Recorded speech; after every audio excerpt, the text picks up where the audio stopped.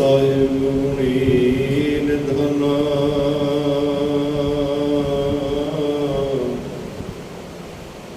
ਤੁਮਰੀ ਮਹਿਮਾ ਵਰ ਨ ਸਕੋ,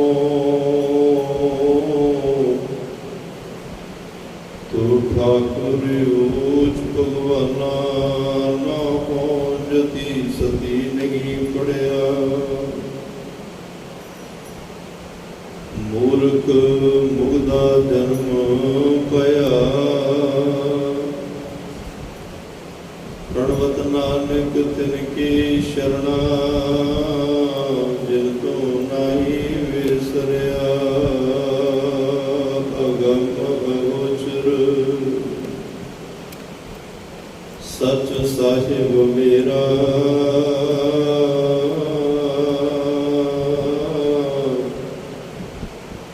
ਨਾਨਕ ਬੋਲੇ ਬੁਲਾਇਆ ਤੇਰਾ।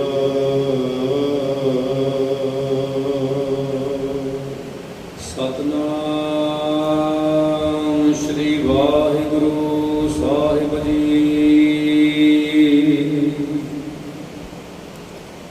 ਅੰਮ੍ਰਿਤ ਪ੍ਰਵਾਹ ਸਾਧ, ਅਤੁਲ ਭੰਡਾਰ ਭਾਰ। ਪਰਾਈ ਤੇ ਪਰ, ਅਪਰ ਅਪਾਰ ਪਾਰ। ਆਪ ਨੂੰ ਪਾਵਨ ਕਰ,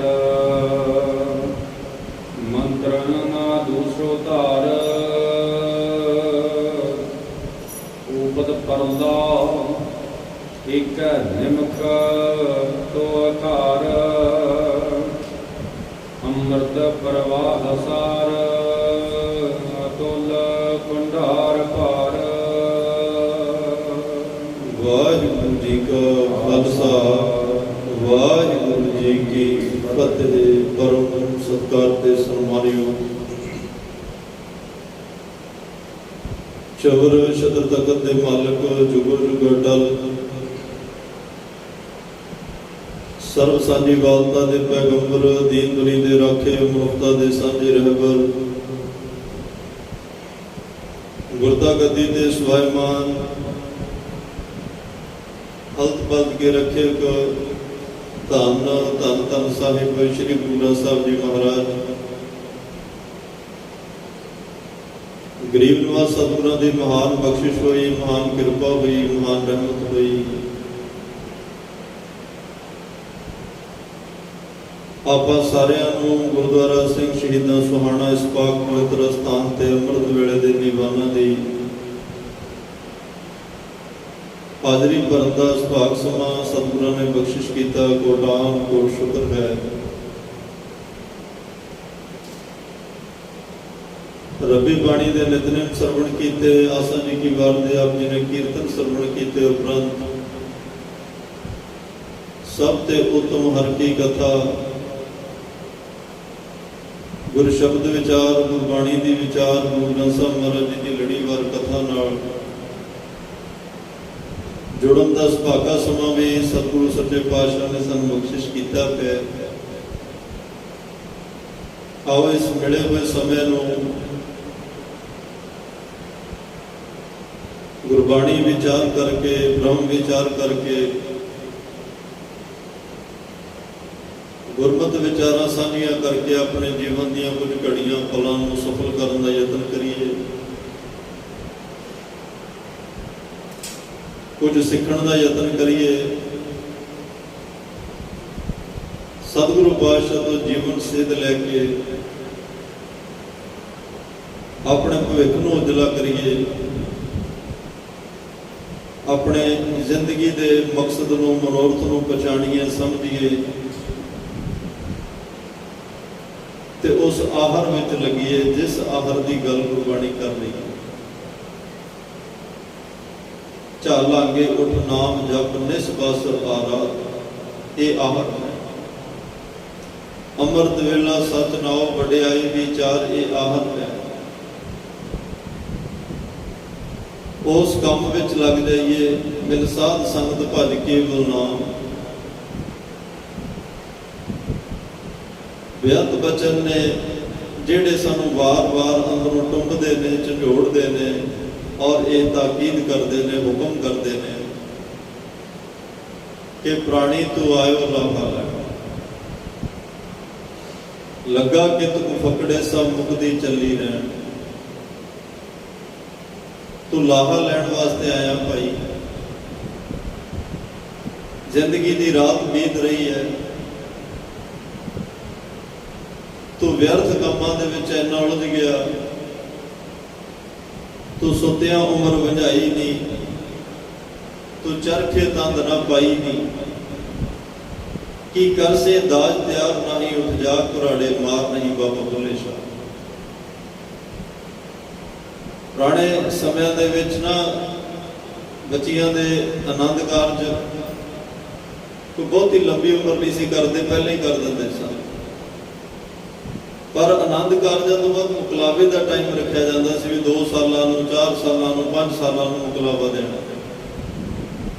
ਫਿਰ ਉਹ ਬੱਚੀਆਂ ਉਸ ਮੁਕਲਾਵੇ ਦੇ ਜਿਹੜਾ ਉਹ ਸਮਾਂ ਵਿੱਚ ਹੁੰਦਾ ਸੀ 2, 4, 5 ਸਾਲ ਦਾ, ਉਹ 'ਚ ਆਪਣਾ ਦਾਜ ਤਿਆਰ ਕਰਦਾ।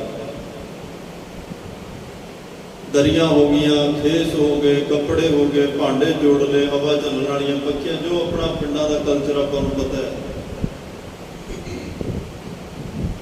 ਬੜੀ ਜੇ ਸਮਾਂ ਥੋੜਾ ਹੋਣਾ ਤਾਂ ਬੜੀ ਜਲਦੀ ਨਾਲ ਕਰਨਾ, ਨਹੀਂ ਸਹਿਜ ਵਿੱਚ, ਪਰ ਉਹ ਜਾਣ ਤੋਂ ਪਹਿਲਾਂ ਤਿਆਰੀ ਕਰ ਲੈਂਦੀਆਂ। ਕਿਸੇ ਨੇ ਮਦਦ ਕਰਾਤੀ, ਕੁਛ ਆਪ ਮਿਹਨਤ ਆਪ ਕੀਤੀ, ਔਰ ਉਹ ਪਤਾ ਵੀ ਇਸ ਤਰੀਕ ਨੂੰ ਮੇਰੇ ਕੰਧ ਸੁਹੇਲੜੇ ਨੇ ਆਉਣਾ ਤੇ ਮੈਂ ਚਲੇ ਜਾਣਾ। ਜੇ ਤਿਆਰੀ ਕਰਕੇ ਰੱਖੀ ਹੋਏਗੀ ਤਾਂ ਮੈਨੂੰ ਲੋਕ ਸੁਚੱਜੀ ਕਹਿਣਗੇ, ਤੇ ਜੇ ਉਧਰੋਂ ਉਹ ਲੈਣ ਵਾਸਤੇ ਆ ਗਏ, ਮੇਰੀ ਤਿਆਰੀ ਕੋਈ ਨਾ ਹੋਈ, ਮੈਂ ਸਮਾਨ ਪੈਕ ਨਾ ਕੀਤਾ ਹੋਇਆ, ਕਿਸੇ ਨੂੰ ਵੀ ਚੰਗਾ ਨਹੀਂ ਲੱਗੇਗਾ। ਬਾਬਾ ਬੁੱਲੇ ਸ਼ਾਹ ਕਹਿੰਦੇ ਮੌਤ ਨੇ ਵਰਨਿਆ ਇਸ ਜਿੰਦ ਨੂੰ, ਤੇ ਮੌਤ ਲਾੜਾ ਬਣ ਕੇ ਆਏਗੀ, ਜਿੰਦ ਨੂੰ ਵਿਆਹ ਕੇ ਲੈ ਕੇ ਜਾਏਗੀ। ਉਸ ਤੋਂ ਪਹਿਲਾਂ ਤੇਰੇ ਕੋਲੇ ਕੁਝ ਤਿਆਰ ਹੋਣਾ ਚਾਹੀਦਾ। ਤੂੰ ਵੀ ਕੋਈ ਦਾਜ ਤਿਆਰ ਕਰ, ਕਿਉਂਕਿ ਵਿਆਹ ਤੋਂ ਪਹਿਲਾਂ ਦਾਜ ਤਿਆਰ ਹੁੰਦਾ। ਜੇ ਮੌਤ ਲਾੜਾ ਬਣੇਗੀ, ਜਿੰਦ ਲਾੜੀ ਬਣੇਗੀ ਤਾਂ ਵਿਆਹ ਹੀ ਹੋਏਗਾ ਨਾ, ਵਿਆਹ ਤੋਂ ਪਹਿਲਾਂ ਦਾਜ ਵੀ ਚਾਹੀਦਾ। ਕੀ ਕਰ ਸੈ ਦਾਜ ਤਿਆਰ ਨਹੀਂ, ਉਹ ਦਾਜ ਹਰ ਪ੍ਰਭ ਮੇਰੇ ਬਾਬਲਾ ਹਰ ਦੇਵੋ ਦਾਨ ਮੈਂ ਦਾਜੋ, ਹਰ ਕਪੜਾ ਹਰ ਸ਼ੁਭਾ ਦੇਵੋ ਜਿਤ ਸਬਰੈ ਮੇਰਾ ਕਰ।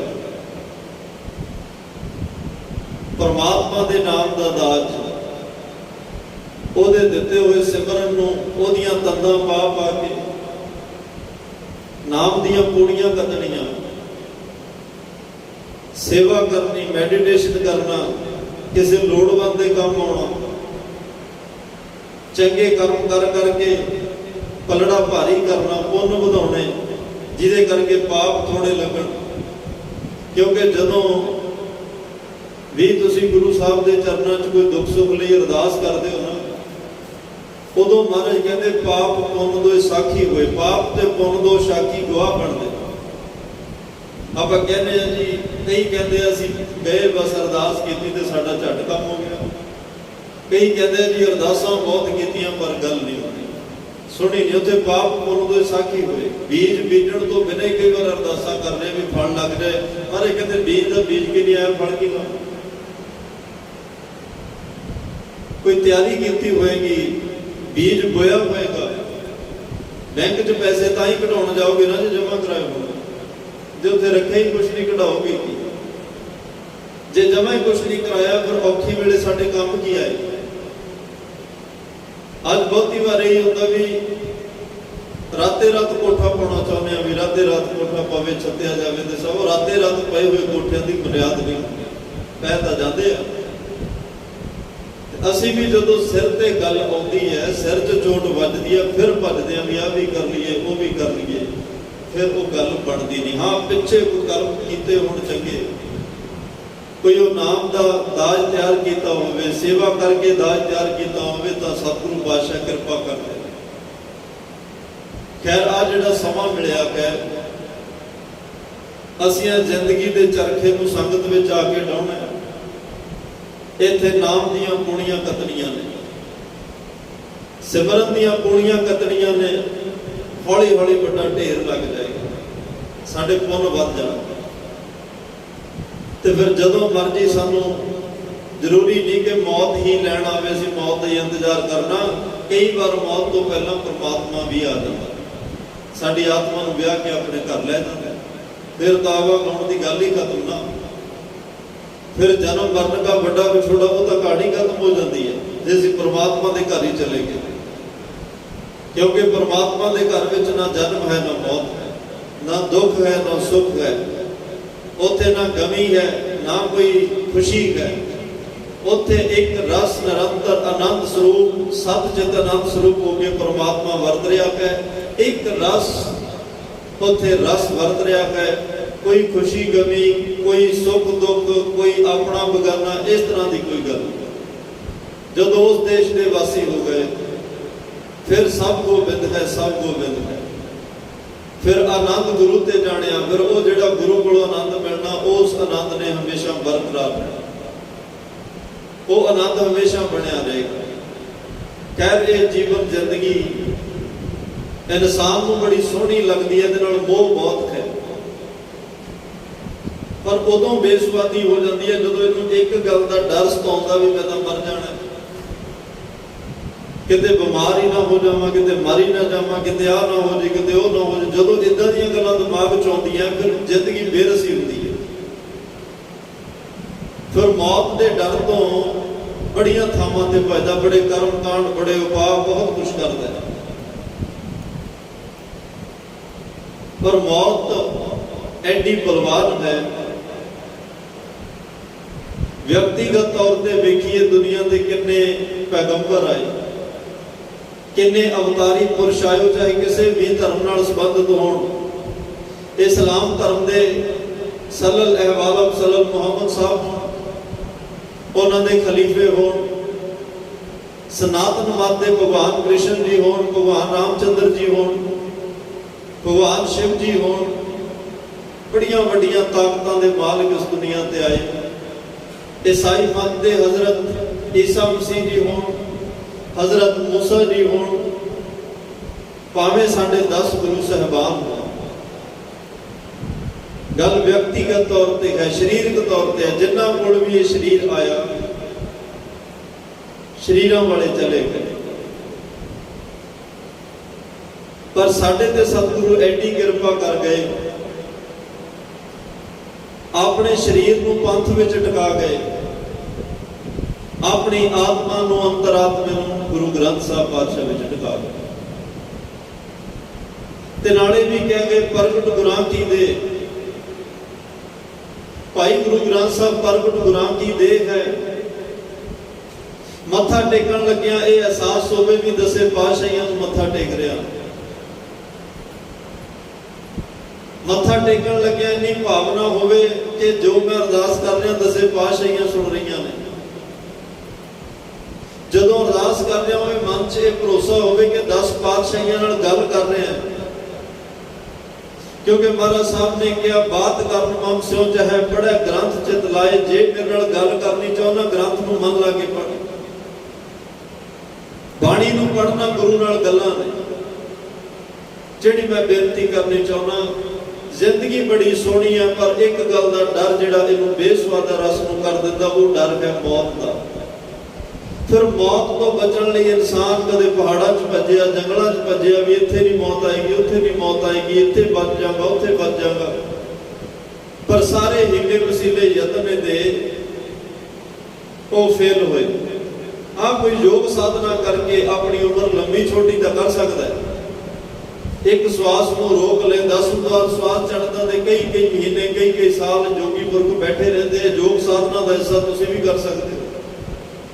ਜਦੋਂ ਗਿਆਨ ਧਿਆਨ ਦੀ ਗੱਲ ਚੱਲਦੀ ਹੈ, ਧਿਆਨ ਲਾਉਣਾ ਸ਼ੁਰੂ ਕਰ ਦਿਓ, ਮੈਡੀਟੇਸ਼ਨ ਕਰ ਦਿਓ। ਫਿਰ ਇਹ ਪੜਾਅ ਦਰ ਪੜਾਅ ਆਗਿਆ ਚੱਕਰ ਥਰਡ ਆਈ ਤੋਂ ਸ਼ੁਰੂ ਹੁੰਦਾ ਹੈ। ਫਿਰ ਤੁਸੀਂ ਕੰਠ ਤੇ ਆਉਂਦੇ ਹੋ, ਫਿਰ ਤੁਸੀਂ ਹਿਰਦੇ ਚੱਕਰ ਤੇ ਆਉਂਦੇ ਹੋ, ਫਿਰ ਨਾਭੀ ਤੇ ਜਾਂਦੇ ਹੋ। ਫਿਰ ਇਸ ਤੋਂ 10 ਦੁਆਰ ਜਦੋਂ ਉਧਰ ਨੂੰ ਗੱਲ ਚਲੇ ਜਾਂਦੀ ਹੈ, ਫਿਰ ਉਮਰ ਵੱਡੀ ਛੋਟੀ ਕਰਨੀ ਤੇ ਯੋਗ ਸਾਧਨਾ ਦੇ ਹਿੱਸੇ 'ਚ ਆ ਜਾਂਦਾ ਹੈ। ਗੁਰੂ ਗੋਬਿੰਦ ਸਿੰਘ ਸਾਹਿਬ ਮਹਾਰਾਜ ਨੂੰ ਬੜੀਆਂ ਵੱਡੀਆਂ ਉਮਰਾਂ ਵਾਲੇ ਪੀਰ ਜੋਗੀ ਸਿੱਧ ਨਾਥ ਮਿਲੇ, ਪਰ ਪ੍ਰਾਪਤੀ ਕੋਈ ਨਹੀਂ, ਉਮਰ ਹੀ ਵੱਡੀ ਹੈ। ਉਹਨਾਂ ਨੇ ਦੁਨੀਆ ਦੇ ਜਲ ਥਲ ਵੇਖਿਆ, ਦੁਨੀਆ ਦੇ ਪਰਲੋਂ ਵੇਖੀ, ਦੁਨੀਆ ਦੇ ਖੁਸ਼ਹਾਲੀ ਵੇਖੀ, ਦੁਨੀਆ ਦੇ ਰੜਾ ਵੀ ਸਭ ਕੁਝ ਵੇਖਿਆ।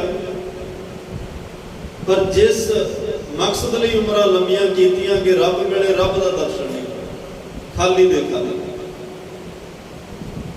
ਤਾਂ ਸਤਿਗੁਰੂ ਪਾਤਸ਼ਾਹ ਕਹਿੰਦੇ ਉਮਰ ਵੱਡੀ ਛੋਟੀ ਹੋਵੇ ਕੋਈ ਫਰਕ ਨਹੀਂ ਪੈਂਦਾ, ਗੱਲ ਤਾਂ ਇਹ ਹੈ ਕਿ ਮੰਜ਼ਿਲ ਤੇ ਕੌਣ ਪਹੁੰਚਦਾ ਹੈ, ਪ੍ਰਾਪਤੀ ਕਿਸ ਨੂੰ ਹੈ, ਗੁਰੂ ਸਾਹਿਬ ਦੀ ਰਹਿਮਤ ਕਿਸ ਤੇ ਵਰਤਦੀ ਹੈ, ਗੁਰੂ ਸਾਹਿਬ ਦੀ ਨਜ਼ਰ ਵਿੱਚ ਪ੍ਰਵਾਨ ਕੌਣ ਚੜ੍ਹਦਾ ਹੈ। ਇਨਸਾਨ ਨੂੰ ਚਾਹੀਦੀ ਕੋਸ਼ਿਸ਼ਾਂ ਤਾਂ ਇਹ ਕਰਨੀਆਂ ਚਾਹੀਦੀਆਂ ਸੀ ਕਿ ਜਿਵੇਂ ਕਿਵੇਂ ਮੌਤ ਨੇ ਆਉਣਾ ਤੇ ਉਸ ਤੋਂ ਪਹਿਲਾਂ ਪਰਮਾਤਮਾ ਨੂੰ ਮਿਲਾਂ, ਪਰ ਇਹ ਮੌਤ ਤੋਂ ਬਚਣ ਦੀ ਸਾਧਨਾ ਚ ਲੱਗ ਗਿਆ। ਮ੍ਰਿਤੂ ਸ਼ਬਦ ਨੇ ਬਹੁਤ ਡਰਾਇਆ। ਫਿਰ ਇਹਨੇ ਇਸ ਗੱਲ ਦੀ ਢੂੰਡ ਕੀਤੀ ਵੀ ਕੋਈ ਐਸਾ ਸ਼ਬਦ ਮਿਲੇ, ਕੋਈ ਇਹੋ ਜਿਹਾ ਜੰਤਰ ਮੰਤਰ ਤੰਤਰ ਮਿਲੇ ਜਿਹਦੇ ਨਾਲ ਇਹ ਮ੍ਰਿਤੂ ਸ਼ਬਦ ਮੇਰੇ ਲਈ ਅਮਰ ਹੋ ਜਾਏ, ਮੇਰੇ ਤੇ ਅਸਰ ਨਾ ਹੋਵੇ। ਫਿਰ ਇਹਨੇ ਖੋਜ ਕੀਤੀ, ਅੰਮ੍ਰਿਤ ਤੱਕ ਪਹੁੰਚਿਆ। ਅੰਮ੍ਰਿਤ ਜਿਹਨੂੰ ਗੁਰੂ ਅਮਰਦਾਸ ਪਾਤਸ਼ਾਹ ਕਹਿ ਰਿਹਾ, ਸੁਰ ਨਰ ਮਨ ਜਨ ਅੰਮ੍ਰਿਤ ਖੋਜਦੇ ਸੋ ਅੰਮ੍ਰਿਤ ਗੁਰ ਤੇ ਪਾਇਆ। ਜਿਹਨੂੰ ਸੁਰ ਨਰ ਦੇਵੀ ਦੇਵਤੇ, ਜਿਹਨੂੰ ਮਾਨਸ ਜਾਤੀ ਦੇ ਲੋਕ ਬੜੇ ਯਤਨ ਕੀਤੇ ਕਿ ਅੰਮ੍ਰਿਤ ਮਿਲੇ, ਪਰ ਮੇਰੇ ਤੇ ਏਡੀ ਕਿਰਪਾ ਹੋਈ ਸੋ ਅੰਮ੍ਰਿਤ ਗੁਰ ਤੇ ਪਾਇਆ। ਇੱਕ ਇਸ ਬੇਨਤੀ ਨੂੰ ਧਿਆਨ ਵਿੱਚ ਰੱਖਿਓ, ਜਿਸ ਅੱਜ ਸ਼ਬਦ ਦੀ ਵਿਚਾਰ ਕਰਨੀ ਹੈ ਨਾ, ਗੁਰੂ ਅਰਜਨ ਦੇਵ ਪਾਤਸ਼ਾਹ ਦੇ ਤਕਰੀਬਨ 20 ਸਵਈਏ ਨੇ। ਮਹਾਰਾਜ ਸਾਹਿਬ ਪਰਮਾਤਮਾ ਦੀ ਸਿਫਤ ਕਰ ਰਹੇ ਆ, ਪਰਮਾਤਮਾ ਦਾ ਧੰਨਵਾਦ ਕਰ ਰਹੇ ਆ, ਪਰਮਾਤਮਾ ਦੇ ਗੁਣ ਗਾਇਨ ਕਰ ਰਹੇ ਨੇ, ਤਾਂ ਕਿ ਭੱਟਾਂ ਨੂੰ ਵੀ ਲੱਗੇ ਮੇਰੇ ਤੋਂ ਵੱਡਾ ਪਰਮਾਤਮਾ ਹੈ, ਮੇਰੇ ਤੱਕ ਹੀ ਸੀਮਤ ਨਹੀਂ ਰਹਿਣਾ, ਮੇਰੇ ਤੋਂ ਵੱਡਾ ਵੀ ਕੋਈ ਹੈ, ਮੈਨੂੰ ਵੀ ਕਿਸੇ ਨੇ ਭੇਜਿਆ, ਉਹ ਨਿਰਗੁਣ ਸਰੂਪ ਹੈ, ਮੈਂ ਉਹਦਾ ਸਰਗੁਣ ਸਰੂਪ ਹਾਂ। ਸਾਸਤ ਸੋਤੇ ਸਿਮਰਤ ਵੇਦ ਪਾਰ ਬ੍ਰਹਮ ਗੁਰ ਨਾਹੀ ਭੇਦ, ਗੁਰ ਪਰਮੇਸ਼ਰ ਏਕੋ ਜਾਣ। ਗੁਰੂ ਤੇ ਪਰਮਾਤਮਾ ਚ ਅੰਤਰ ਕੋਈ ਨਹੀਂ, ਪਰਮਾਤਮਾ ਨਿਰਗੁਣ ਸਰੂਪ ਹੈ, ਗੁਰੂ ਸਰਗੁਣ ਸਰੂਪ ਹੈ। ਕਰਮ ਇੱਕ ਨੇ, ਵਿਚਾਰਧਾਰਾ ਇੱਕ ਹੈ, ਵਿਲੱਖਣਤਾ ਜੋ ਦੁਨੀਆ ਦੇ ਧਰਮਾਂ ਤੋਂ ਉਹ ਵੱਖਰੀ ਹੈ। ਆਦ ਸੱਚ ਜੁਗਾਦ ਸੱਚ ਹੈ ਵੀ ਸੱਚ, ਨਾਮ ਹੋਸੀ ਵੀ ਸੱਚ, ਗੁਰੂ ਵੀ ਹੈ ਤੇ ਪਰਮਾਤਮਾ ਵੀ ਹੈ। ਤਾਂ ਉਸ ਅੰਮ੍ਰਿਤ ਦੀ ਦਾਤ, ਜਿਹੜਾ ਅੰਮ੍ਰਿਤ ਅਸੀਂ ਅੱਜ ਛਕਦੇ ਹਾਂ, ਇਹ 10ਵੇਂ ਜਾਮੇ 'ਚ ਸਾਨੂੰ ਮਿਲਿਆ। ਪਰ ਕਈ ਸਵਾਲ ਕਰ ਦਿੰਦੇ ਆ ਜਿਵੇਂ ਅੰਮ੍ਰਿਤ 10ਵੇਂ ਜਾਮੇ 'ਚ ਮਿਲਿਆ, ਪਰ ਗੁਰੂ ਗ੍ਰੰਥ ਸਾਹਿਬ ਵਿੱਚ ਜਿਹੜੇ ਅੰਮ੍ਰਿਤ ਸ਼ਬਦ ਆਇਆ ਉਹ ਕਿਹਦੇ ਵਾਸਤੇ? ਜਿਸ ਵੇਲੇ ਮਹਾਰਾਜ ਸਾਹਿਬ 5ਵੇਂ ਪਾਤਸ਼ਾਹ ਇਹ ਬਾਣੀ ਉਚਾਰ ਰਹੇ ਆ, ਭੱਟਾਂ ਨੇ ਆਪਣੇ ਸਵਈ ਉਚਾਰਨ ਕੀਤੇ ਆ, ਭਾਈ ਸਾਹਿਬ ਭਾਈ ਗੁਰਦਾਸ ਸਾਹਿਬ ਤੋਂ ਗੁਰਬਾਣੀ ਅੰਕਿਤ ਕਰਾਈ ਗਈ, ਉਦੋਂ ਅੰਮ੍ਰਿਤ ਖੰਡੇ ਬਾਟੇ ਦਾ ਅੰਮ੍ਰਿਤ ਨਹੀਂ ਸੀ। ਫਿਰ ਇਹ ਕਿਸ ਅੰਮ੍ਰਿਤ ਦੀ ਗੱਲ ਹੋ ਰਹੀ ਹੈ? ਅੰਮ੍ਰਿਤ ਸ਼ਬਦ ਦੇ ਅਰਥ ਗੁਰੂ ਗ੍ਰੰਥ ਸਾਹਿਬ ਦੇ ਦੁੱਧ ਵੀ ਆਏ ਨੇ, ਅੰਮ੍ਰਿਤ ਸ਼ਬਦ ਦੇ ਅਰਥ ਗੁਰੂ ਗ੍ਰੰਥ ਸਾਹਿਬ ਵਿੱਚ ਸ਼ੁਭ ਗੁਣ ਵੀ ਆਏ ਨੇ, ਅੰਮ੍ਰਿਤ ਦੇ ਅਰਥ 36 ਪ੍ਰਕਾਰ ਦੇ ਭੋਜਨ ਵੀ ਆਏ ਨੇ, ਪਦਾਰਥ ਵੀ ਆਏ ਨੇ। ਅੰਮ੍ਰਿਤ ਦੇ ਅਰਥ ਗੁਰਬਾਣੀ ਦੇ ਅੰਦਰ ਪਰਮਾਤਮਾ ਦਾ ਨਾਮ ਵੀ ਆਇਆ। ਅੱਜ ਗੱਲ ਪਰਮਾਤਮਾ ਦੇ ਨਾਮ ਦੀ ਹੈ, ਕਿਉਂਕਿ ਉਸ ਪਰਮਾਤਮਾ ਦੇ ਘਰ ਵਿੱਚ ਅੰਮ੍ਰਿਤ ਦਾ ਖਜ਼ਾਨਾ ਹੈ। ਇਨਸਾਨ ਨੂੰ ਸਮਝ ਆਈ ਕਿ ਅੰਮ੍ਰਿਤ ਕਿਤੋਂ ਮਿਲ ਜਾਏ ਤੇ ਮੈਂ ਅਮਰ ਹੋ ਸਕਦਾ। ਪਰ ਇੱਕ ਗੱਲ ਦਾ ਫਿਰ ਟਪਲਾ ਖਾ ਗਿਆ, ਉਹਨੂੰ ਇਹ ਲੱਗਿਆ ਵੀ ਅੰਮ੍ਰਿਤ ਛਕ ਕੇ ਸ਼ਾਇਦ ਮੈਂ ਸਰੀਰਕ ਤੌਰ ਤੇ ਦੁਨੀਆ ਤੇ ਬੈਠਾ ਰਹਾਂ। ਫਿਰ ਇੱਕ ਭੁਲੇਖਾ ਪੈ ਗਿਆ। ਪਰ ਸਤਿਗੁਰੂ ਪਾਤਸ਼ਾਹ ਕਹਿੰਦੇ ਨਹੀਂ ਨਹੀਂ ਭਾਈ, ਜਿਸ ਅੰਮ੍ਰਿਤ ਦੀ ਮੈਂ ਗੱਲ ਕਰ ਰਿਹਾ, ਜਿਹੜਾ ਅੰਮ੍ਰਿਤ ਮੈਂ ਤੇਰੇ ਹਿਰਦੇ 'ਚ ਟਿਕਾਉਣਾ ਹੈ ਨਾ, ਤੇਰੇ ਹਿਰਦੇ 'ਚ ਜਿਸ ਅੰਮ੍ਰਿਤ ਦਾ ਮੈਂ ਸੰਚਾਰ ਕਰਨਾ ਹੈ, ਤੇਰੇ ਹਿਰਦੇ ਵਿੱਚ ਜਿਸ ਅੰਮ੍ਰਿਤ ਨੂੰ ਮੈਂ ਸਿੰਚਣਾ ਹੈ, ਇਸ ਅੰਮ੍ਰਿਤ ਨੇ ਤੇਰੀ ਆਤਮਾ ਨੂੰ ਅਮਰ ਕਰ ਦੇਣਾ।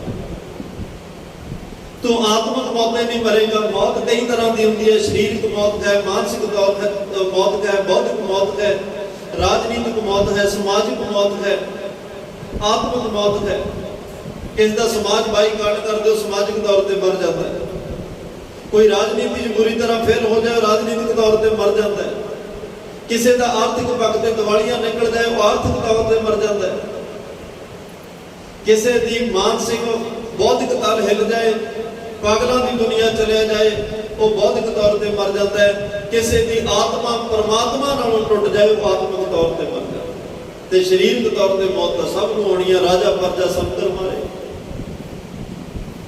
ਜਿਸ ਅੰਮ੍ਰਿਤ ਦੀ ਗੱਲ ਅੱਜ ਪਾਤਸ਼ਾਹ ਕਰਨ ਲੱਗਿਆ, ਇਸ ਅੰਮ੍ਰਿਤ ਨਾਲ ਆਤਮਿਕ ਮੌਤ ਨਹੀਂ ਆਉਂਦੀ। ਇਨਸਾਨ ਆਤਮਿਕ ਤੌਰ ਤੇ ਨਹੀਂ ਮਰਦਾ। ਉਹਦੀ ਪਰਮਾਤਮਾ ਨਾਲ ਅਭੇਦਤਾ ਹੋ ਜਾਂਦੀ ਹੈ। ਫਿਰ ਜਿਹਦੀ ਆਤਮਾ ਪਰਮਾਤਮਾ ਨਾਲ ਜੁੜ ਗਈ ਉਹਨੂੰ ਬਾਹਰਲੀ ਮੌਤ ਵੀ ਨਹੀਂ ਡਰਾਉਂਦੀ। ਜਿੰਨੇ ਸ਼ਹੀਦਾਂ ਦੇ ਇਤਿਹਾਸ ਅਸੀਂ ਪੜ੍ਹਦੇ ਹਾਂ, ਸਾਡੀ ਮਨਪੱਤੇ ਇਤਿਹਾਸ ਪੰਨਿਆਂ ਵਿੱਚੋਂ ਜਿੰਨੇ ਸ਼ਹੀਦਾਂ ਨੂੰ ਅਸੀਂ ਯਾਦ ਕਰਦੇ ਹਾਂ, ਜਿਨ੍ਹਾਂ ਪਾਵਨ ਸ਼ਹੀਦਾਂ ਦੇ ਅਸੀਂ ਅੱਜ ਮੁਕੱਦਸ ਅਸਥਾਨ ਤੇ ਬੈਠੇ ਹਾਂ, ਇਹ ਗੁਰੂ ਕੋਲੋਂ ਅੰਮ੍ਰਿਤ ਨਾਮ ਲੈ ਕੇ ਅਮਰ ਹੋਏ। ਫਿਰ ਖੰਡੇ ਬਾਟੇ ਦੇ ਦਾਤ ਦੀ ਅੰਮ੍ਰਿਤ ਜਿਹੜੀ ਉਹ ਦਾਤ ਲਈ। ਜੇ ਗੁਰੂ ਰਾਮਦਾਸ ਪਾਤਸ਼ਾਹ ਕਹਿੰਦੇ ਆ ਨਾ, ਅੰਮ੍ਰਿਤ ਭਿੰਨੀ ਦਿਓਰੀ ਅੰਮ੍ਰਿਤ ਬੁਰ ਕੇ ਰਾਮ ਰਾਜੇ, ਤੇ ਉਹਨਾਂ ਅੱਖਾਂ ਨੇਤਰਾਂ ਦੇ ਵਿੱਚ ਧੰਨ ਗੁਰੂ ਗੋਬਿੰਦ ਸਿੰਘ ਸਾਹਿਬ ਪਾਤਸ਼ਾਹ ਨੇ ਵੀ 5 ਛਿੱਟੇ ਮਾਰ ਕੇ ਕਹਿ ਦਿੱਤਾ, ਤੂੰ ਅੱਜ ਤੋਂ ਵਾਹਿਗੁਰੂ ਕਾ ਹੋ ਗਿਆ। 5 ਚੂਲੇ ਛਕਣ ਲਈ ਦਿੱਤੇ, 5 ਦਸਮ ਦੁਆਰ ਚ ਟਿਕਾਏ, 17 ਵਾਰ ਫਤਿਹ ਬੁਲਾਈ। ਪਰਮਾਤਮਾ ਨਾਲ ਸਿੱਧਾ ਸੰਬੰਧ ਜੋੜਿਆ। ਅੰਦਰ ਪਹਿਲਾਂ ਅੰਮ੍ਰਿਤ ਨਾਮ ਟਿਕਾਇਆ, ਫਿਰ ਬਾਹਰੋਂ ਖੰਡੇ ਬਾਟੇ ਦੇ ਪੌਲ ਦੀ ਅੰਮ੍ਰਿਤ ਦੀ ਦਾਤ ਦੇ ਕੇ ਇਹਨੂੰ ਖਾਲਸਾ ਬਣਾ ਦਿੱਤਾ। ਅੰਦਰ ਅੰਮ੍ਰਿਤ ਨਾਮ ਦਾ ਹੋਣਾ ਜ਼ਰੂਰੀ ਹੈ। ਧੰਨ ਗੁਰੂ ਗੋਬਿੰਦ ਸਿੰਘ ਸਾਹਿਬ ਪਾਤਸ਼ਾਹ ਨੂੰ ਭਾਈ ਡੱਲੇ ਨੇ ਪੁੱਛਿਆ ਸੀ, ਮਹਾਰਾਜ ਮੈਨੂੰ ਪਤਾ ਲੱਗਿਆ ਤੁਹਾਡਾ ਪਰਿਵਾਰ ਸ਼ਹੀਦ ਹੋ ਗਿਆ, ਛੋਟੇ ਛੋਟੇ ਬੱਚੇ ਸ਼ਹੀਦ ਹੋ ਗਏ, ਤੁਸੀਂ ਅਨੰਦਪੁਰ ਛੱਡ ਦਿੱਤਾ, ਸਭ ਕੁਝ ਤੁਹਾਡਾ ਬਰਬਾਦ ਹੋ ਗਿਆ, ਤੁਹਾਨੂੰ ਦੁੱਖ ਨਹੀਂ ਕਿਸੇ ਗੱਲ ਦਾ, ਕਿਸੇ ਗੱਲ ਦਾ ਅਫਸੋਸ ਨਹੀਂ।